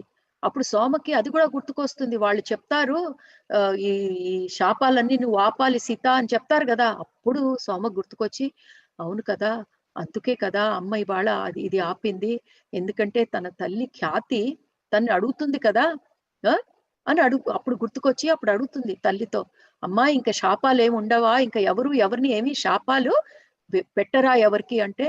అప్పుడు అమ్మ అంటుంది, అంత సింపుల్ కాదు సోమా, నేను చేస్తోంది ప్రయత్నమే తగ్గిద్దామని, కానీ నేను చేస్తున్న ప్రయత్నం వల్ల కొన్నాళ్ళకి ఈ శాపంకున్న పవరు మెల్లమెల్లంగా తగ్గిపోతుంది. తగ్గుతూ తగ్గుతూ తగ్గుతూ ఈ శాపం పవర్ అంతా ఈ భూమి మీద నుంచి వెళ్ళిపోతుంది. ఆల్రెడీ నేను చూస్తున్నాను, వాక్శుద్ధి వాక్శక్తి 2 తగ్గిపోతున్నాయి. మహా ఋషుల్లో కూడా తగ్గిపోతున్నాయి. సో ఆ రోజు ఎప్పుడైతే ఖ్యాతి అమ్మ నా దగ్గరికి వచ్చి అది కోరిందో, భార్గవిగా ఉన్న రోజుల్లో, అది చాలా ఇంపార్టెంట్, అది జరగాల్సింది ఉంది కాబట్టి నన్ను కోరింది. అందుకనే ఇవాళ అంటే అందుకే కొన్నాళ్ళ క్రితం ఆ గురువు గారు శాపం ఇస్తున్నప్పుడు నేను ఆపాను. రాబోతున్న కాలంలో మొత్తం శాపం ఆగదు కానీ క్రమక్రమంగా ఆగుతుంది. రాబోతున్న కాలంలో అతి కొద్ది మందే ఋషులు మిగులుతారు. ఎవరికైతే వాక్శుద్ధి ఉంటుందో, ఎవరి వాక్శుద్ధి వల్ల వాళ్ళు శాపం ఇవ్వగలిగే వాళ్ళు కొంతమందే ఉంటారు. కానీ అందరికీ ఆ వాక్శుద్ధి ఉండదు, అందరికీ శాపం ఇచ్చే పవర్ కూడా పోతుంది. ఏ యుగంలోనైనా సోమ ఎప్పుడు కొంతమంది గొప్ప ఋషులు, మామూలు మనుషులకు కడపడిన మహా గొప్ప ఋషులు ఎప్పుడూ ఉంటారు. ఇప్పుడు అందరినీ ఒకేలాగా చూడలేం కదా, ఎక్సెప్షన్స్ ఎక్కడ అన్ని చోట్ల ఉంటారు. అలాగే అలాంటి గొప్ప ఋషులు ఉంటారు. ఎవరికైతే ఆ వాక్శుద్ధి ఉంటుందో, వాళ్ళ శాపంకి ఇంకా పవర్ ఉండే వాళ్ళు ఇంకా కొంతమంది ఎప్పుడూ మిగులుతారు. వాళ్ళు ఉండాలి. ఈ సృష్టి చక్కగా సస్టైన్ అవ్వాలంటే, చక్కగా సంరక్షించబడాలంటే, మంచి గైడెన్స్ రావాలంటే అలాంటి గొప్ప ఋషుల వల్లే సాధ్యం అవుతుంది. కానీ నేను చేస్తున్న ప్రయత్నం ఏంటంటే, ప్రతి ఒక్కడు తన తపశ్శక్తితో ఈ శాపాలిట మానుకోవటం, అది నేను చేస్తున్నది. అది క్రమంగా తగ్గుతుంది సోమ. అదే నేను చేస్తున్న ప్రయత్నం అని సోమకి అర్థమయ్యేట్టు చెప్తుందమ్మ. సో ఈ రోజు ఎపిసోడ్ మై డియర్ ఫ్రెండ్స్ మనం ఇక్కడితో ఆపుకుందాము. మళ్ళా నెక్స్ట్ కలిసినప్పుడు మనం ఎపిసోడ్ 14లోకి ఎంటర్ అవుదాం. అంతవరకు మీ దగ్గర నేను సెలవు తీసుకుంటున్నానండి. Over to Vasantha madam. ప్రతిసారిలాగే మేడం, ప్రతి ఎపిసోడ్లో ఎన్నో నేర్చుకుంటున్నాం మనము. ఈసారి ఎపిసోడ్లో నాకు అనిపించింది, పులులు సింహాలు క్రూరముగాలు అయినా కూడా దానికి వాటి పిల్లలు కానీ హాని జరుగుతుందంటే తప్ప అవి ఎవరిని హాని చేయవు. కానీ మనిషి మాత్రం అనవసరంగా జంతువుల జీవితాల్లో ఇంటర్ఫీర్ అవుతారు. జంతువుల్లో పగలు ప్రతీకారాలు ఉండవు, కేవలం వాటిని ప్రొటెక్ట్ చేసుకోవడానికి మాత్రమే ప్రయత్నిస్తాయి. ఇంకోటి అని తెలిసింది, ప్రకృతిలో అందరికీ సరిపడా ఉంది, కానీ లోభం వల్లే ప్రాబ్లమ్స్ వస్తున్నాయి మనకి. మనకి ఎంత అవసరమో అంత వనరులను ఉపయోగించుకోవాలి. అప్పుడే ప్రకృతికి బ్యాలెన్స్ గా నడుస్తుంది. మన దగ్గర వాళ్ళు బాడీ వెకేట్ చేసినప్పుడు మనం పోయిన వాళ్ళ గురించి ఏడుస్తూ దుఃఖిస్తూ ఉంటే వాళ్ళని మనం కిందకి లాగుతున్నట్టే. వాళ్ళకి మనం మంచి చేయట్లేదు. ఎప్పుడైతే మనం వాళ్ళని ఆనందంగా ప్రేమగా పంపిస్తామో వాళ్ళు త్వరగా ప్రయలోకాలకు వెళ్ళగలరని. చివరిగా మన ఆలోచనలు ప్రకృతికి కూడా ప్రభావం చేస్తాయి. మన నెగిటివ్ ఆలోచనల వల్ల ప్రకృతి కూడా ప్రభావితం అవుతాయి. నెగిటివ్ ఆలోచనల వల్ల మనమే కాదు ప్రకృతి కూడా నష్టం చేస్తున్నాం. సో చాలా ఆలోచించి జాగ్రత్తగా మన ఆలోచనలు బయటికి పంపించాలి అని. Thank you very much madam. Thank you అండి. Thank you very much.